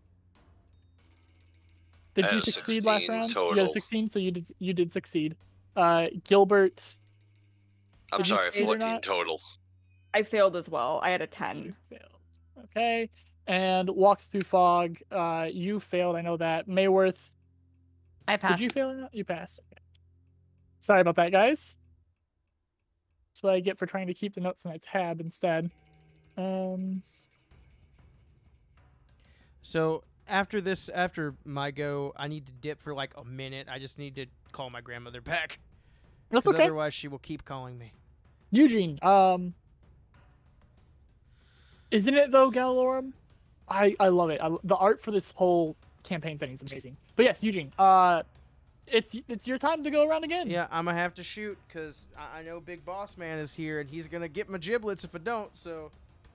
Oh, he'll get your giblets. The giblets will be gotten. What the hey? Nani. Okay. Plus nothing. Is it... A 3. A 3. You are spooked. You're like getting ready to re-aim your shot, and then right behind your ear, just in view enough that you can kind of see, off in the corner some kind of movement, but right behind your ear you hear just a gentle breath against the mask, and you lock up. Gideon. All right. You were going to pass your mask to Gilbert last time I checked, but that can definitely change if you want to. No, I didn't want to pass my mask. I'm going to take my mask off because I'm actually smiling right now. Oh, okay. And I'm going to look. I want to see if I'm able to do both of these. I want to walk by Gilbert, put my hand on his shoulder with a smile on my face and go, "This is probably the most fun you're going to have the whole time you're here." You don't even need to walk by. He's like right next to you. You guys are in a line. Then I want to go to Fog and show Fog how to use the trigger. Okay. So with that, Fog, you're gonna have advantage on your next roll. Gideon, you make no headway on filling up your balloon. I'm more concerned about watching more heads pop than just one. Okay. Gil. Yes. It is your turn. Okay, so Gideon didn't give me anything, right? No. Okay. How about guidance? He can definitely give you guidance. Yeah, I'll allow that to have happened. Okay. And that's a D4, right? Yep, D4. Okay. This is a dexterity? Yep. I closed my goddamn sheet. Why have I done this? Okay. That's 18 and then plus D4. While it's being rolled, Galorum, the art, fantastic. I'm definitely gonna be sharing more of it so that you guys can all see it and such. This whole setting, I'm just so in love with it. Hit Point Press, amazing people. Also, if you look in the top left, there's a link for our chat. If you just type that in, I don't think it's clickable, is it? No, it's not. Okay. No, I haven't done that yet. I'm trying. Yeah, to. and then I can grab the link as well and just send it in. That's my affiliate link. Hit Point Press made me an affiliate. If you want to buy anything through their website, you use that link, and I get some of the money for that. That's awesome. But yeah, sorry, Gilbert. Okay, so I got a 22 in total, and I like that Gideon is like enjoying himself because I got a 4 on that guidance. Nice. So yeah, it's a 22 in total. Yeah, so you go to you look around, you see some of the balloons are already filling and yours isn't, and like there's just something just clicks, and like that little bit of a competitive streak, even if he doesn't normally have one, it just kind of like oh yeah, he's competitive. It happens. He's a little competitive. So being a little competitive, he looks around and, hey, wait a minute, you're losing. And you focus in. Mayworth. I'm assuming I still don't realize. Do I realize that these are clowns? Like people? Like beings? With your Clowns aren't people. Well, actually, you know what? It's sputtered and choked. Probably. Okay. I think that May probably assumes that they've agreed to this.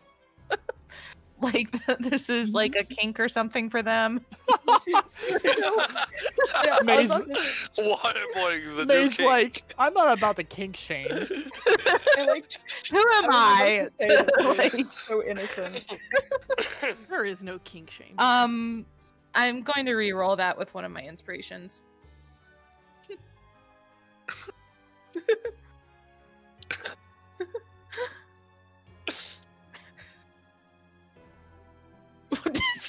Jesus Christ.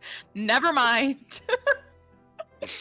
We're all doing It's great. either 9 or 9. Those are my two choices. Delightful. Okay. Yeah, so you're not about a kink shame, but you feel like a little weird about the fact that you've been involved in a kink without consent. And it gives you pause. You definitely still you resolve yourself and continue to fire, but at that point you don't know that you're into it right now. And your fire is a little wide. Like, who do these guys think they are? Just You don't consent's have a important. kink. You don't have a kink for squirting all over clowns. well, but the thing is that they didn't ask. Consent is like the #1 rule, and so I'm a little off put. Yep. Can clowns pass the Harkness test? Stay tuned. Oh my god. Fog. Yeah. It is your turn. Okay, hopefully I did this right. Yes, you did. And with that 20, you are really going strong. Your balloon starts to fill. I really love that there was almost no headway this turn. This is where we're currently at. Calamity, it's back around to you. Like a kid who has just figured out an exploit in the school rules, we are again kind of gleefully, purposefully missing. Okay. Go ahead and roll me a d20 anyways. Okay. Just a straight one, or am I Just a dex? straight d20. Okay. Yeah, Okay. baby! You're so focused on just gleefully missing, content in your now tied lead. Mhm. It's just spraying straight into Eugene's clown's mouth. Oh my god. God! Yeah, I don't okay. even think she notices. She's just so very, smugly content with herself, I outsmarted him. No, she didn't. Delightful. All right. Here I go again. Yep. Drowning.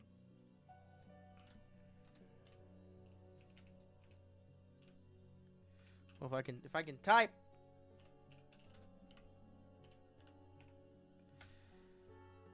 $17? Question mark? 17. Spraying straight down his throat. The two streams cross into his mouth. Oh, we gave him a Ghostbusters. Yep, you're crossing streams. Oh, you can be the Egon to my Venkman. This poor soaked clown, because you've missed so many times. Just spraying all over his face. Starts coughing and sputtering, and you can see the balloon filling up quickly behind him. You can watch as his eyes fill with panic, looking back at that balloon. Or at least looking at through the corner of his eyes at the balloon, because he can't really turn his head a whole Yeah, lot. Eugene no likey. Gideon, Yes. are you still trying to help walk through fog, or are you going back to your gun? Seeing walk through fog seems to have it. I'd go back to my gun. As I'm walking back, actually, yeah, I'll walk back to my gun. As I'm walking back over, I'll look directly at Hecna with just the Okay. grin on my face, and then sit down and roll it and spray the clown. So Dex.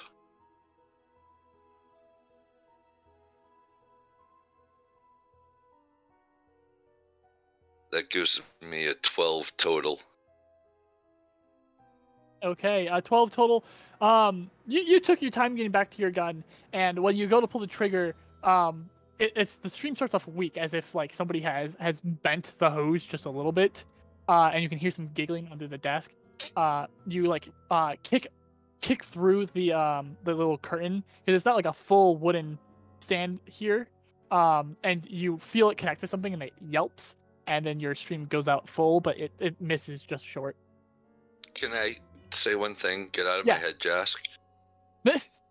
Why is that? Because I was gonna say I would kick under the table. Oh, I know. But or add. Gilbert. Yes. It is your turn. All right. Oh, that's not good. That's an 8. Okay. Gilbert. You're like you've got it steady. You're a well-practiced man. And then you hear the giggling under the table, the yelp, and then some shuffling noises, and then your stream cuts off. Huh. I don't like that. And then more giggling.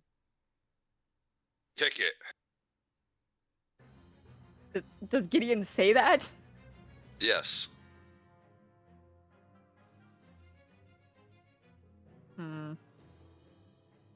We'll give Gilbert time to think about kicking it as we move to Mayworth. I've decided that I'm like heavily not into Yeah, this yeah, whole whatever is going on. You're not feeling. They didn't ask for consent. And You're at this not gonna- point, No, go ahead. and at this point, like it took me a minute, like a few seconds, but at this point, I think I'm gonna like disengage just because I'm feeling a little grossed out. Yeah, so like you pull the trigger for like a half a second, and then like as the stream starts to get towards their face, you're like, I mean, can I really? No, and you just let go. Fog. Sorry, I had a mouthful of food. It's okay. A 17.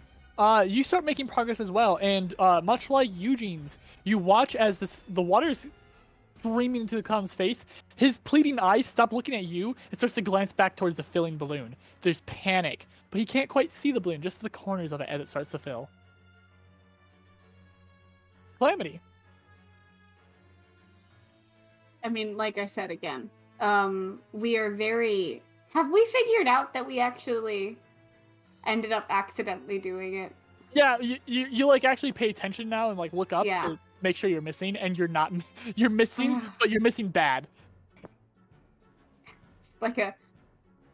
and then, I don't know if this is too much time, but quick glance. How in trouble do we think we are at this point? Has he caught on? You do notice that he's staring you down, but with behind the mask and the facade and the glamour he always puts out, it's real hard to read this man. Okay. Well, like I said, we're still emboldened. Quiet rebellion. We're gonna continue to try and purposefully miss. Okay.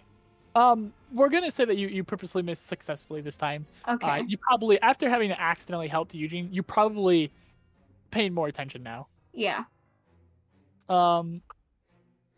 Eugene. Man, Eugene don't want to, but like, big boy over there, so. Yep. And he doesn't like the way he's looking at Calamity either. Eugene, you feel the hand gently touch your back. Mm-hmm. And you feel a jolt through your body. Mm-hmm. Originally it starts as a jolt of panic, and then just a jolt of excitement. As I don't like he gives you a D10 of Bardic Inspiration. Oh no, me no likey. Okay, yeah. That is hilarious. Which you are forced to use on this next roll. Shit. God, okay. Alright, so. Hee hee hoo hoo ha ha hee hee. Woo! Okay.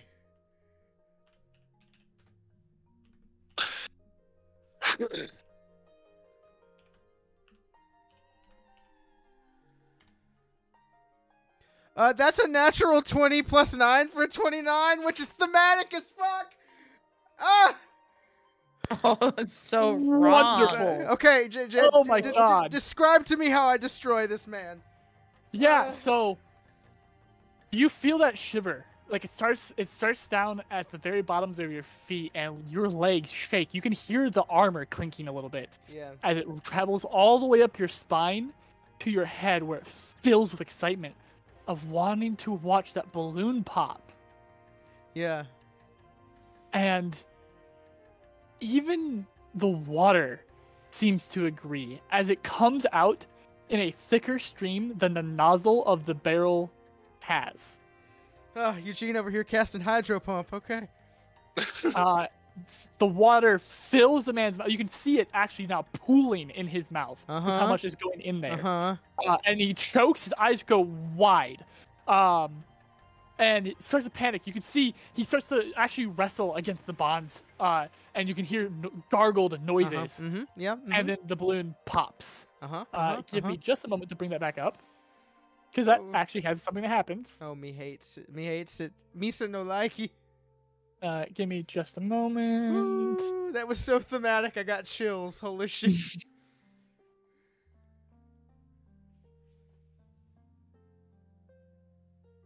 Yeah, that was actually really, really good. That was so thematic, like it sent a shiver through my body. I was like, of course, when Heckna does his juju on me, I get a nat 20. Oh, yeah. Heckna really coming through for you on this one. Oh, don't even speak to me that way.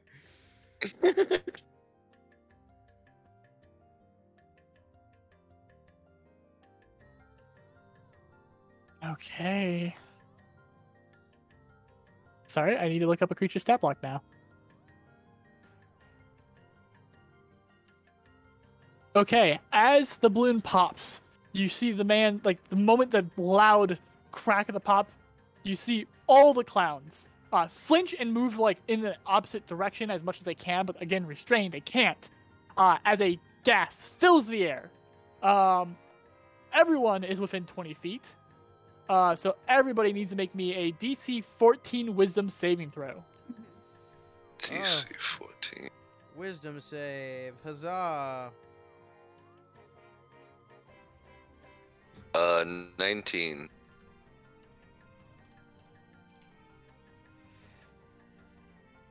Perfect. Remember when I got the D20, the nat 20, and then I said it's all downhill 20. from there. Another natural 20. Oh, I need to Jesus. stand up. Oh, That is another one. insane. That is is that your insane. fourth of the night? Yes, it is. I've had, I think, Clown, two. bitch. Jim needs to go buy a lottery ticket, guys. This I is- think I've yes, had was two, really so good. we've had 6 this session. Yeah, Dice Man is handing them out. Normally, Dice Man wants my players to die. See, This is it's insane. okay because I'm taking the ones from everybody. That's what's happening.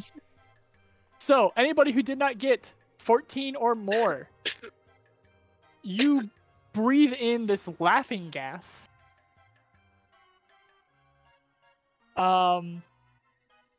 You cannot take bonus actions or reactions.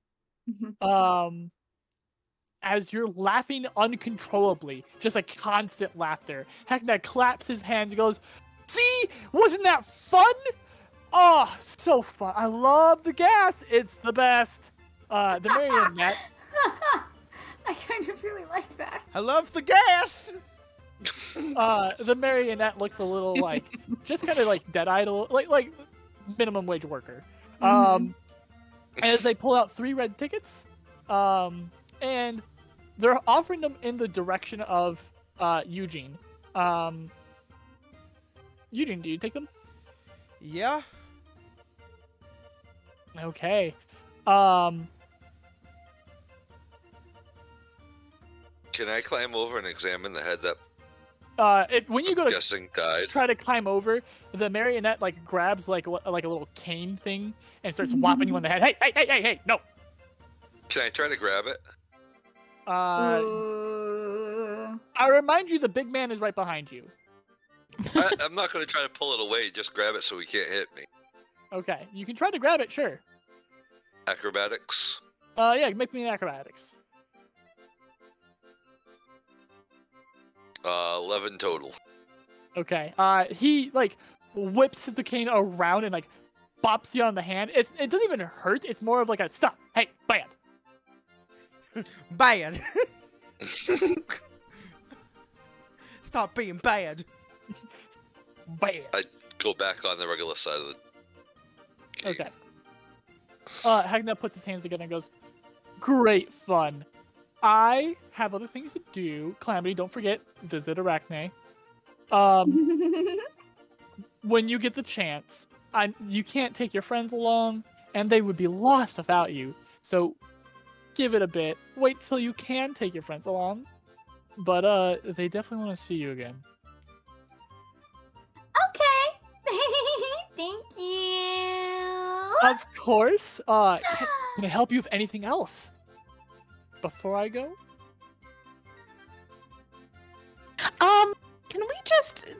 Can you just give me, do you have any information about your, like, you know, about your employees' consent policies? I'm a little concerned with the, like... May, let's go. Let's go, May.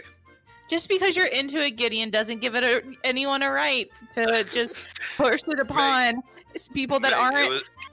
It was the most fun I've had the whole time here. Don't shame me about it. Let's go. I'm not shaming you. I'm just like... It sure sounds like it. Did I say shame? No, I'm just saying. You said, well, just because you're into it. Eugene's gonna go, well, geez, I'm sure Mr. Hegna has a lot to do, so maybe we should get a move on and get something to eat. What about that?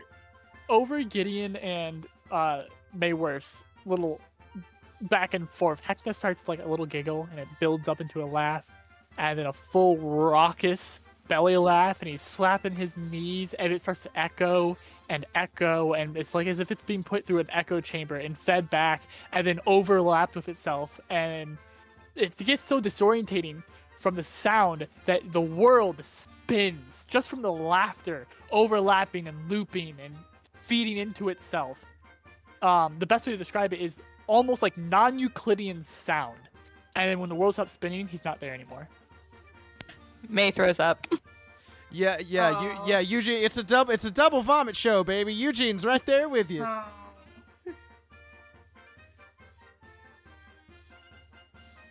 Get it together, you two. We gotta move on. Look, Food court, right?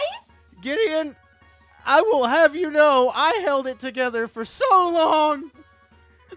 And he just points a shaky hand. Can I just walk away and walk over to Calamity?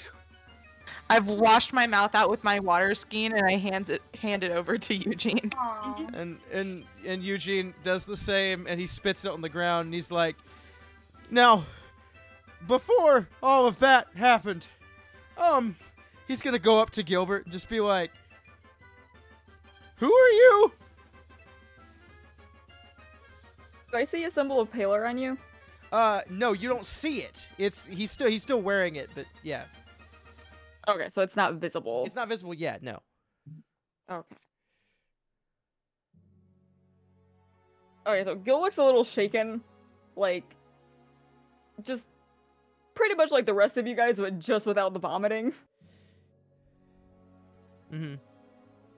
My name is Gilbert Lockhart, Paladin of Palor, White Knight of the Kingdom of Baelor. Okay, What is this place? We can talk about that later. Eugene Smithson. He pulls out his symbol to Palor. It's basically just a smaller version of what you have on a chain. Knight Errant to Cedric the Lightbringer. Head Paladin of the Order of the Platinum Dawn. It gives you like a little nod, like understanding. Did you hear something? Hear something? Look, I can't. We'll talk more. We have a really nice room, and I'm sure you'd love to see the inside of it. And Eugene just stares at him.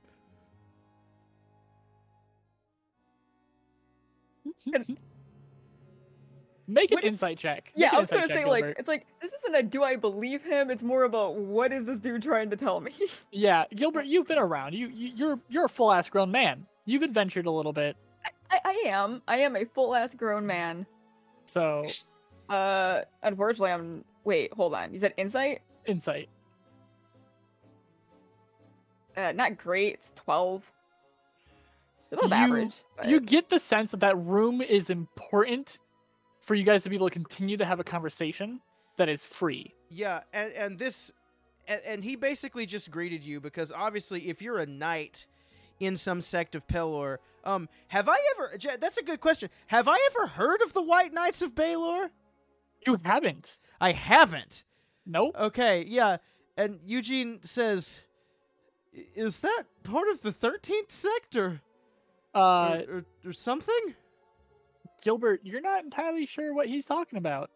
Yeah, I know. Just also because I haven't really mentioned it to you, Jask, but like, Gil's like order is kind of its own separate place.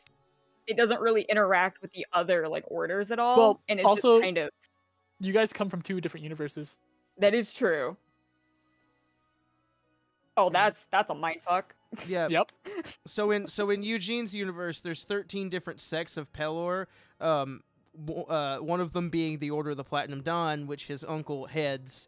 And then in your universe, however you want to do it. But yeah, he says, is that part of the 13th sect? I haven't really talked to them much of them. I don't believe so. Never even heard of a 13th sect. Huh. Strange. Well, it's good to have more of us here. Likewise. Yeah, and yeah, just because this kid has no trappings of like he's wearing a holy symbol, and he basically told you, yeah, I was a squire, no trappings of a paladin whatsoever. Real quickly, everybody, Galorum redeemed a stretch. Yeah. So if people want to stretch, It feels like a Oh, yeah. joke. I'll try to stretch. don't hurt yourself, Beep. Well, Beep, make yourself more comfortable if you're not already as comfy as you can be. Yep. Beep, have you gotten out of bed yet? Oh. Beep, flex those fingers. Those fingers are used to create great things. Flex the fingers. Get them finger exercises. Oh, that stretch Okay. is actually a really good idea, though. That's Yeah, Oh. I have a habit of sitting cross-legged, and I have bad knees, and I don't realize sometimes that I'm doing it for that long. So when Yeah. I, like, after a bit, like, it's like, oh god, my kneecaps. And stretching, reminding us to stretch was a very good thing. Thank you. Appreciate I'll use a it. stretch reminder as a drink water reminder. All right, let us go. What are we doing now? Right, so you guys can head in the direction of the food court now.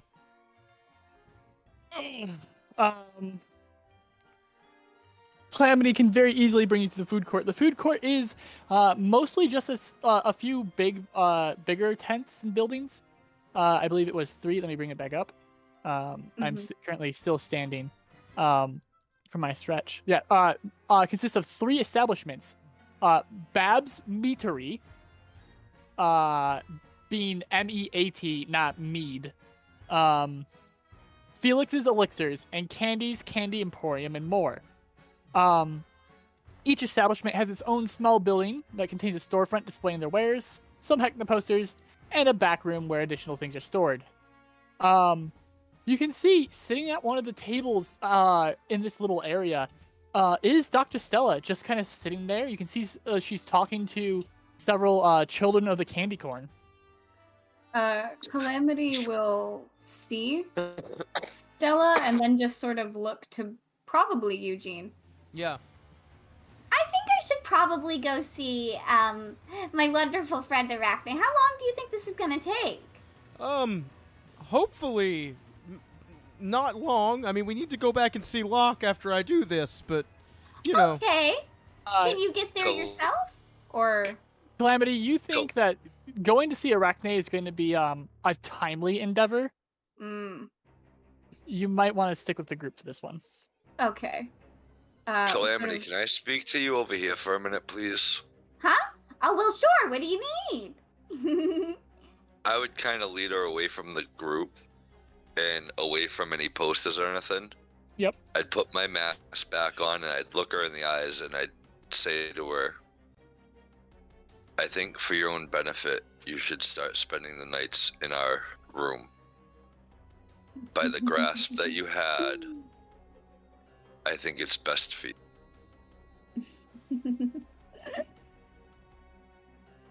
I've been here a lot longer than you. And she'll pat him on the arm. I do appreciate the concern, though. I'm perfectly fine.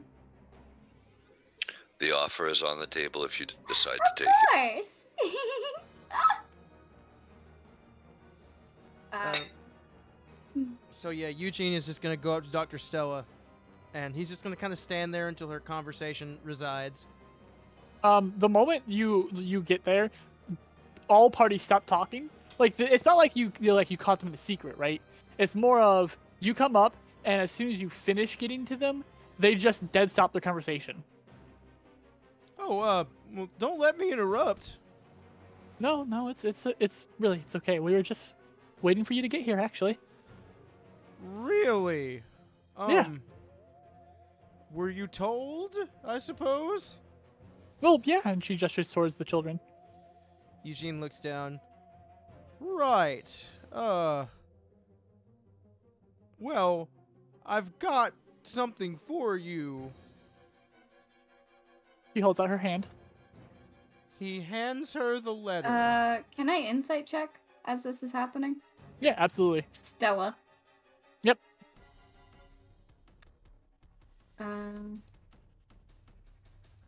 This isn't gonna go well, but I'm gonna do it anyways. Yep. I figure it's fair. I've only seen her, like, in passing once or twice. Yeah, she's hard to read, man. Yeah. She seems genuine. Okay. But difficult to read.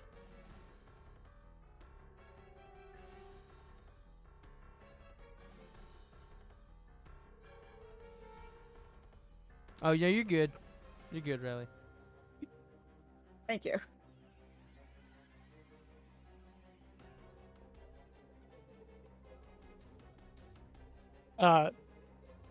Yeah, so,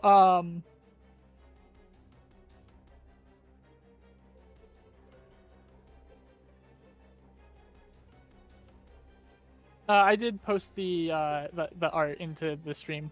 Right? Yeah. But, so, Stella, takes the letter and she opens it, and just clearly on this piece of paper, you can see written on it is, "This is a test of faith." And there's a little arrow, or not arrow, feather. And she looks up and goes, "Well, it looks like you've passed." Okay. So, I heard you had a visit from the clown himself. Yeah, it was really fun. And he's gonna, like, give her a fucking, like, I'm sure it was.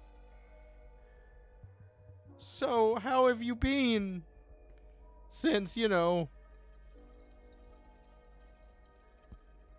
Busy. Recovered fairly well, and she, like, moves her arm around. You can see that it's no longer in its sling. Well, that's good. I'm glad. So, is there anything you need to tell me, or should I go back to Locke? No, I think you can... I mean, Locke will know, but you can go ahead and tell Locke that the message was delivered, unopened, and you even had a run-in with the clown himself and didn't sell us out, so... Okay. Well, you have a fantastic and laugh-filled evening. And he does, like, a little two-finger point.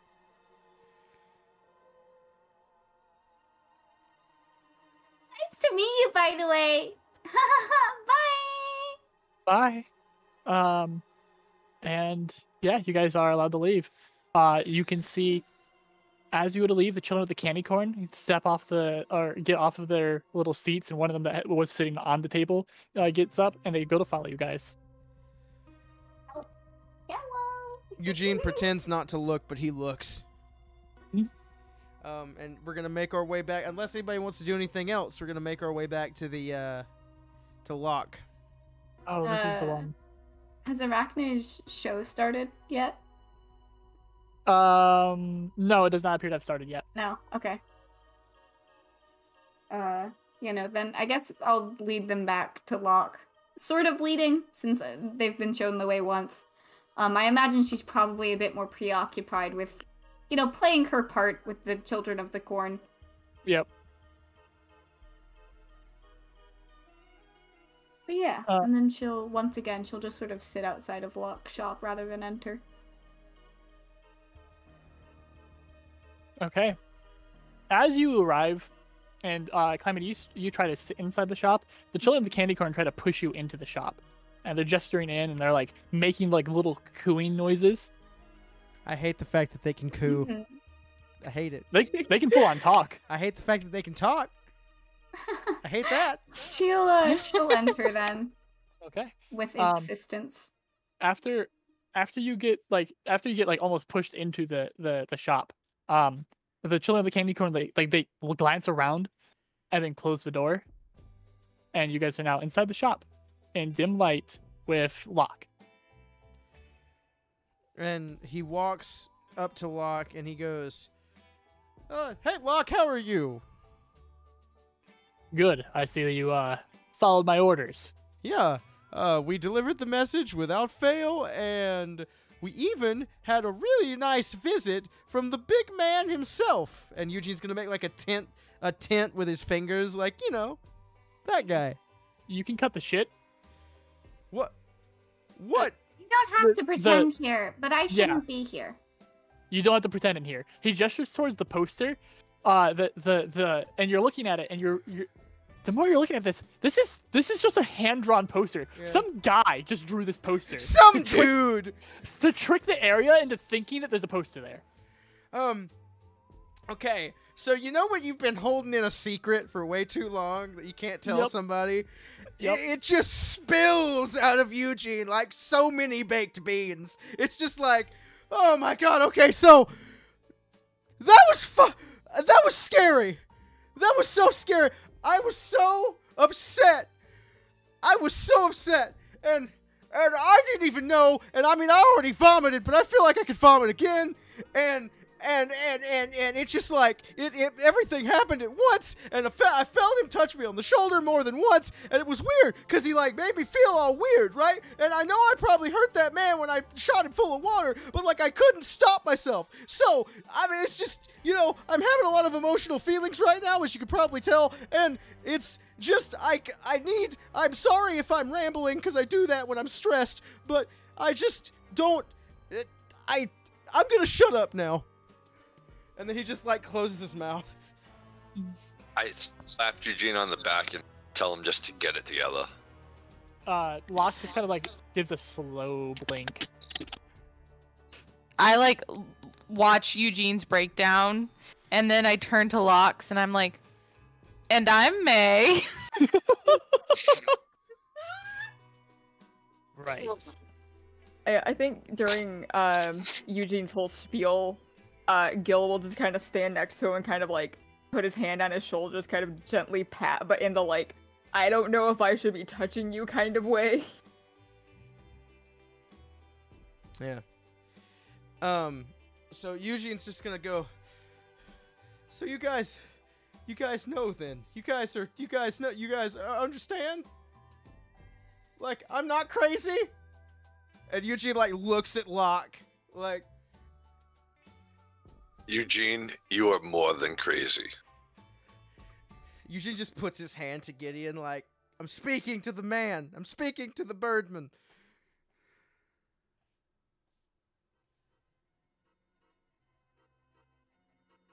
Jazz. I'm sorry. I had to read up on something real quick. I'm sorry. Please repeat yourself. I'm so sorry about that. No, I said. So you guys understand, right? You guys understand? I'm not crazy. He nods. Eugene, you're more than crazy. All right. Well, because I saw like 7 things that are affronts to the Dawnfather. Like at least 7 or 8. I wrote them down in my notebook, and I mean, I don't know what to do. And this feels like the first time that I've spoken to someone who's like, it's okay to just bring forth all this information. And just, why are you looking at me like that? the bird put like, just as you're saying, why are you looking at me like, and then the bird puts a finger to your lips. Looks to Calamity and goes, you said you don't belong here? Shouldn't be in here. Shouldn't be in here. I'm helping them get through the Revelia, sure, but I am a reveler at the end of the day. He leans in. He's staring you down. Uh-huh.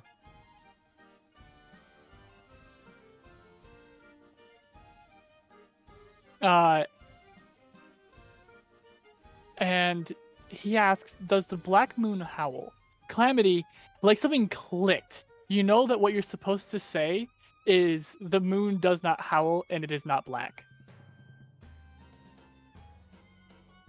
You're not sure why you know that. Oh, okay, that's interesting. There's sort of an expression for a moment, and she takes off the top half of her mask. And I still haven't decided which part of the mask the clown nose is on. I'm not going to think about it. Don't make me think about it. And there's just sort of this look of, like, marked confusion. What is the phrase again? I'm so sorry. He had asked, does the black moon howl? And your response that you know you should say back is, the moon does not howl and it is not black. The moon does not howl and it is not black. He gives a nod and goes, you can stay then. What,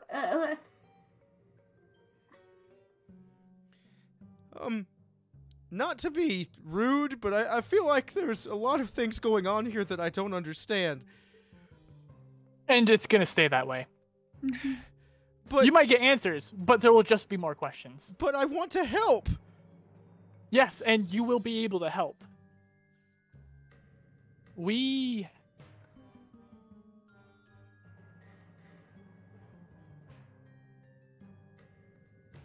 really stops to think for a moment. You know what happens if you get on his bad side? I think I can infer. He, like pointedly looks over to Calamity with her strung up wings. And then he finds creative punishments. Some more creative than others. I can't die. That doesn't stop them from trying. It doesn't stop him from sending people.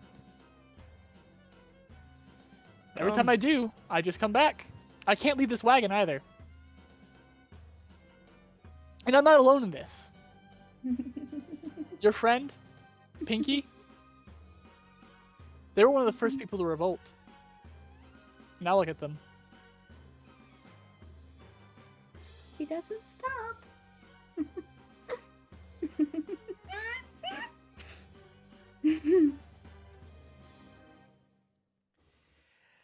So, there are those of us looking for a way out. Eugene's eyes light up. Because, this is the first time somebody has said that. Same. And he's just like, okay, all right, well, I'm here to help. Whatever it is, I'm here to help. He nods. No, we still can't trust you entirely. You've got to keep working at that. Do some more things for me, and we'll talk. I can answer some questions now. Right. He seems to think for a moment. I'll give your whole group 4 questions.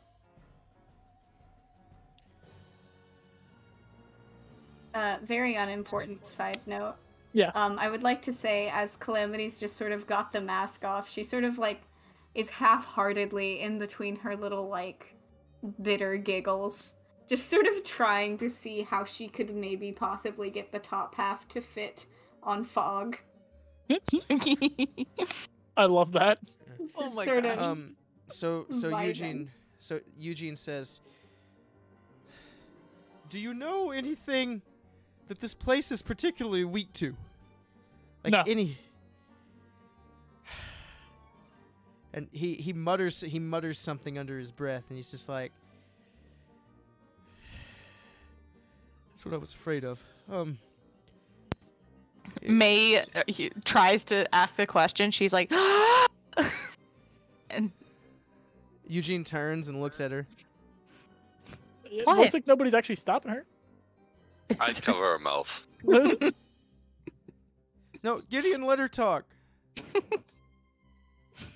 Are you sure? Yes, I'm Do we sure. want her yes, to ask one of the questions Gideon- without us hearing it first? Gideon, yes, I'm sure.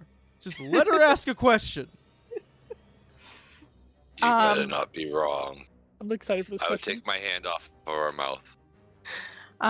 May turns to Locke and is like, "Do you have any friends here?" That's actually a really good question. He he cocks his head a little bit and goes, "Yes, I do. There's a decent number of us."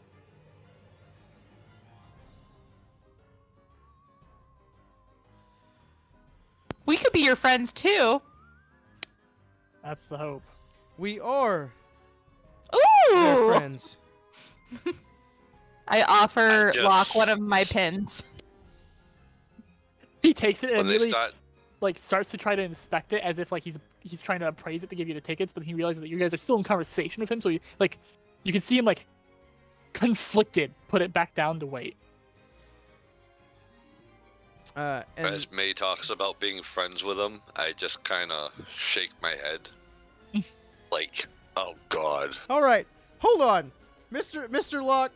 Hold on. Eugene's gonna turn to Gideon and just be like, Gideon, okay, how many months have I known you? Too many. Yeah, okay. I understand that this whole, I don't care about, being friends or making connections or whatever. I understand there's probably a reason why you don't want to do that. But no, The only place that- just let me finish. Let me finish, please. I understand, but let me finish. I understand there's probably a reason you don't want to do that, but this is the first time we have ever gotten the slightest notion of being able to leave this hellhole. You can ask a question if you want, but I would very much appreciate it if you would keep your damn comments to yourself. May is admiring Locke's feathers and just talking about what colors would complement his plumage. I really love that Eugene, the standing up for that Eugene just did. That was pretty good. I'm so conflicted right now.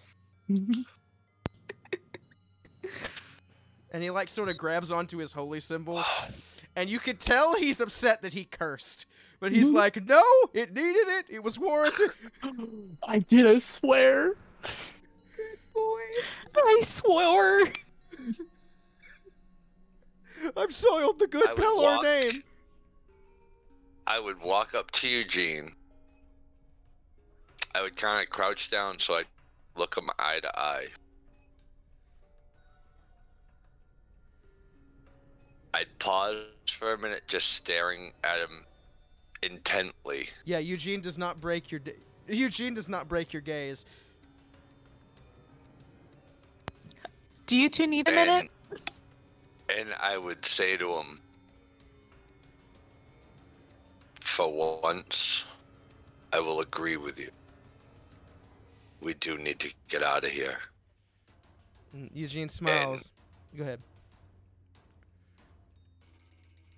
And if this is what maybe you and the others feel is best, then we should go and try to take this further.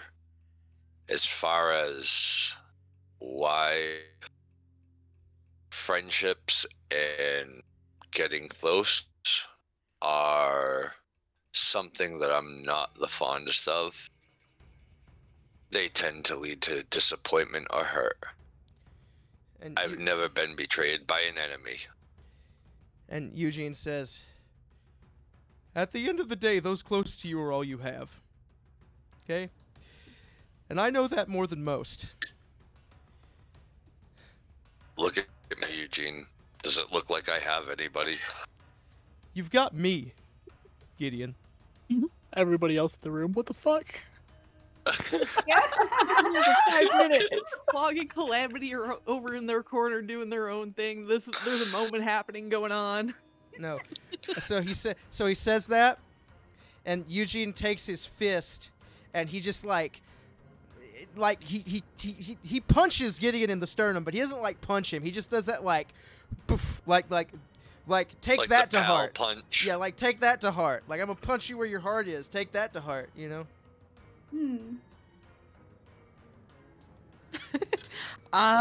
This is amazing. We do have 2 more questions. As he So does actually, that, no, go ahead. as he does that, I just turn and I walk out the door. Oh. You try to like walk out the door. You can't. The door Well, is then I would being just- held shut. Oh. I would kind of walk away from the party. Yep. You just go over to the farthest corner from everyone. Yeah, like I'm looking at stuff or whatever. Yep. On this note, this is where we're gonna cut off. You guys, I'm going to mark it down that you guys have 2 more questions. I'm gonna pin it as well. So this gives you guys time to think of your next 2 questions to make sure they're exactly what you want.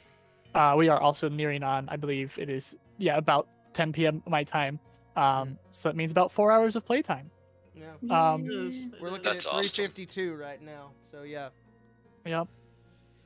Uh, I we hate to cut level? it short, but I don't want to push us too far. You guys do not level. Again, I fronted you guys a level to get us started, so it will be a little bit before you level. Chuck just redeemed 5 push-ups. Oh come on, man! So real quickly, before you do your 5 push-ups, Jim, and I will join you in the 5 push-ups. I will not ask anybody else to. If you want to, you can, but you don't have to. But real quickly, thank you everybody who listened. I'm really loving playing with everyone, and thank you guys for being such amazing players. Honestly, Hold on, I'm gonna so do my fun. 5. 1, 2, 3, I'm here for this. 4, 5. Yeah. Okay. Yeah. Woo! Mine are done. All right. Fuck. Okay. I adore you guys as a player group. You are an absolute dream team to be running this for. I'm just saying. I love this. I'm having I'm just so saying. much fun. So We much fun. we rolled This we is rolled such a good 7 time. nat 20s. We rolled 7 nat 20s. 7 nat When I- 20s in when one night. when I put the holy symbol on. Yep. And I'm gonna Congrats keep. to you. I'm gonna get my 5 push-ups out as well. So, Jim, if you had any closing statements or anything for the stream as well, too. No, not really. I mean, just thank you guys for coming, obviously. And the next Heckna episode will be on. Let me just do some quick mathematician here. The 11th of September, if I'm counting correctly.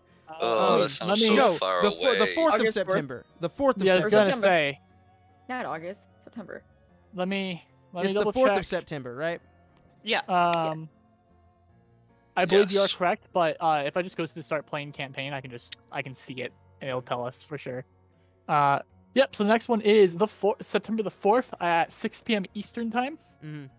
And then pop that in your doobly doos, whatever else that you have to figure out your time. Thank you very much for coming. Thank you very much to everybody who cheered bits and subs and follows and everything. I mean, you're only helping, so of course you should. I mean, it's the neighborly thing to do, Mhm. And I'll state this: anyone that puts the 5 push-ups or anything like that down, I'll do them with Jim. Yeah. Oh yeah. Yeah, I'll also do them. Get my twiggly ass in shape. Yeah. Refuse. But yeah, I guess on top of that, my regular streaming days are Monday and Tuesday. So if you want to see me screaming at roguelikes, tune in for that. I'm a lot less nice when I do that. So just be ready for unfiltered Jim, who is not Eugene. I'll just say that. But yeah, I mean that's basically it. I'm having a great time. And this was a dose of serotonin and dread that is really weird because Yep. I feel both Yep. I feel both giddy and anxious at the same time because Yeah. I don't want to mess with Big Clown Man, but I know I gotta. It's my path. Man, I don't know I- how. I haven't read too far ahead. I don't know how often Heckna shows up throughout. He's showing up more though. It doesn't matter how often. He's showing up more. God, I love playing him. I thought I was gonna die in this session.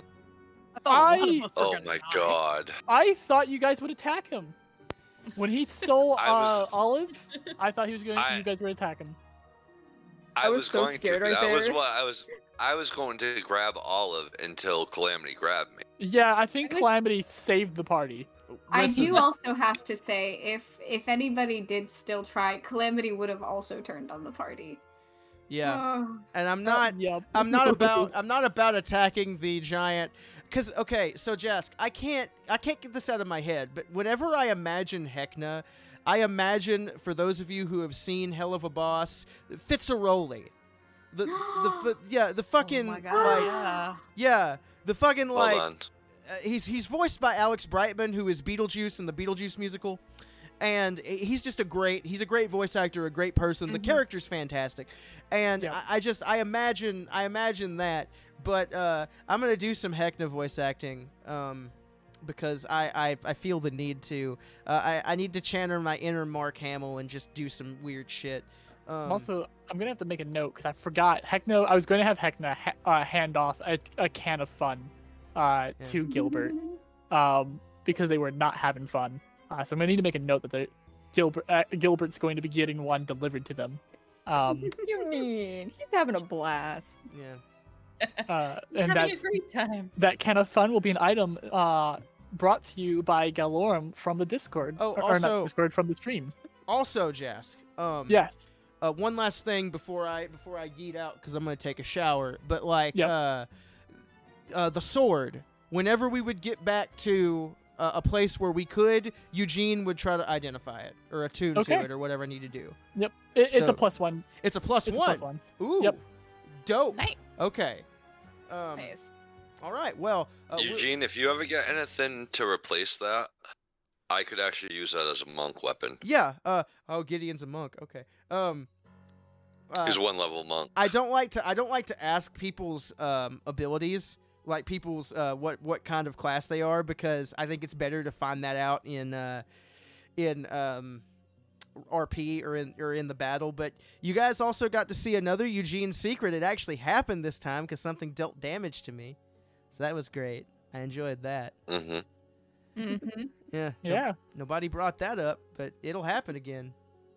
But We all have our secrets. I am going to get out of here. It was once again a pleasure. I'm gonna end the stream here shortly. Yep. But next stream, oh biggity boy, next stream, I have plans. I Yeah. have plans. Look. All I'm gonna say to you 8 people watching out there, look forward to the crispest fucking D&D stream on Twitch, because that's how I do. All right. All right. You are amazing. I love all the other streams, and I ain't gonna be no Critical Role, but god dang it, am I gonna try? You know? All right, I'm leaving. For sure. You guys have a good night. Bye, I'm also Jim. gonna- Have a I'm good also night, gonna end Jim. the- I'm Night, also gonna Jim. end the stream, Yep. but yeah. Yep. Thank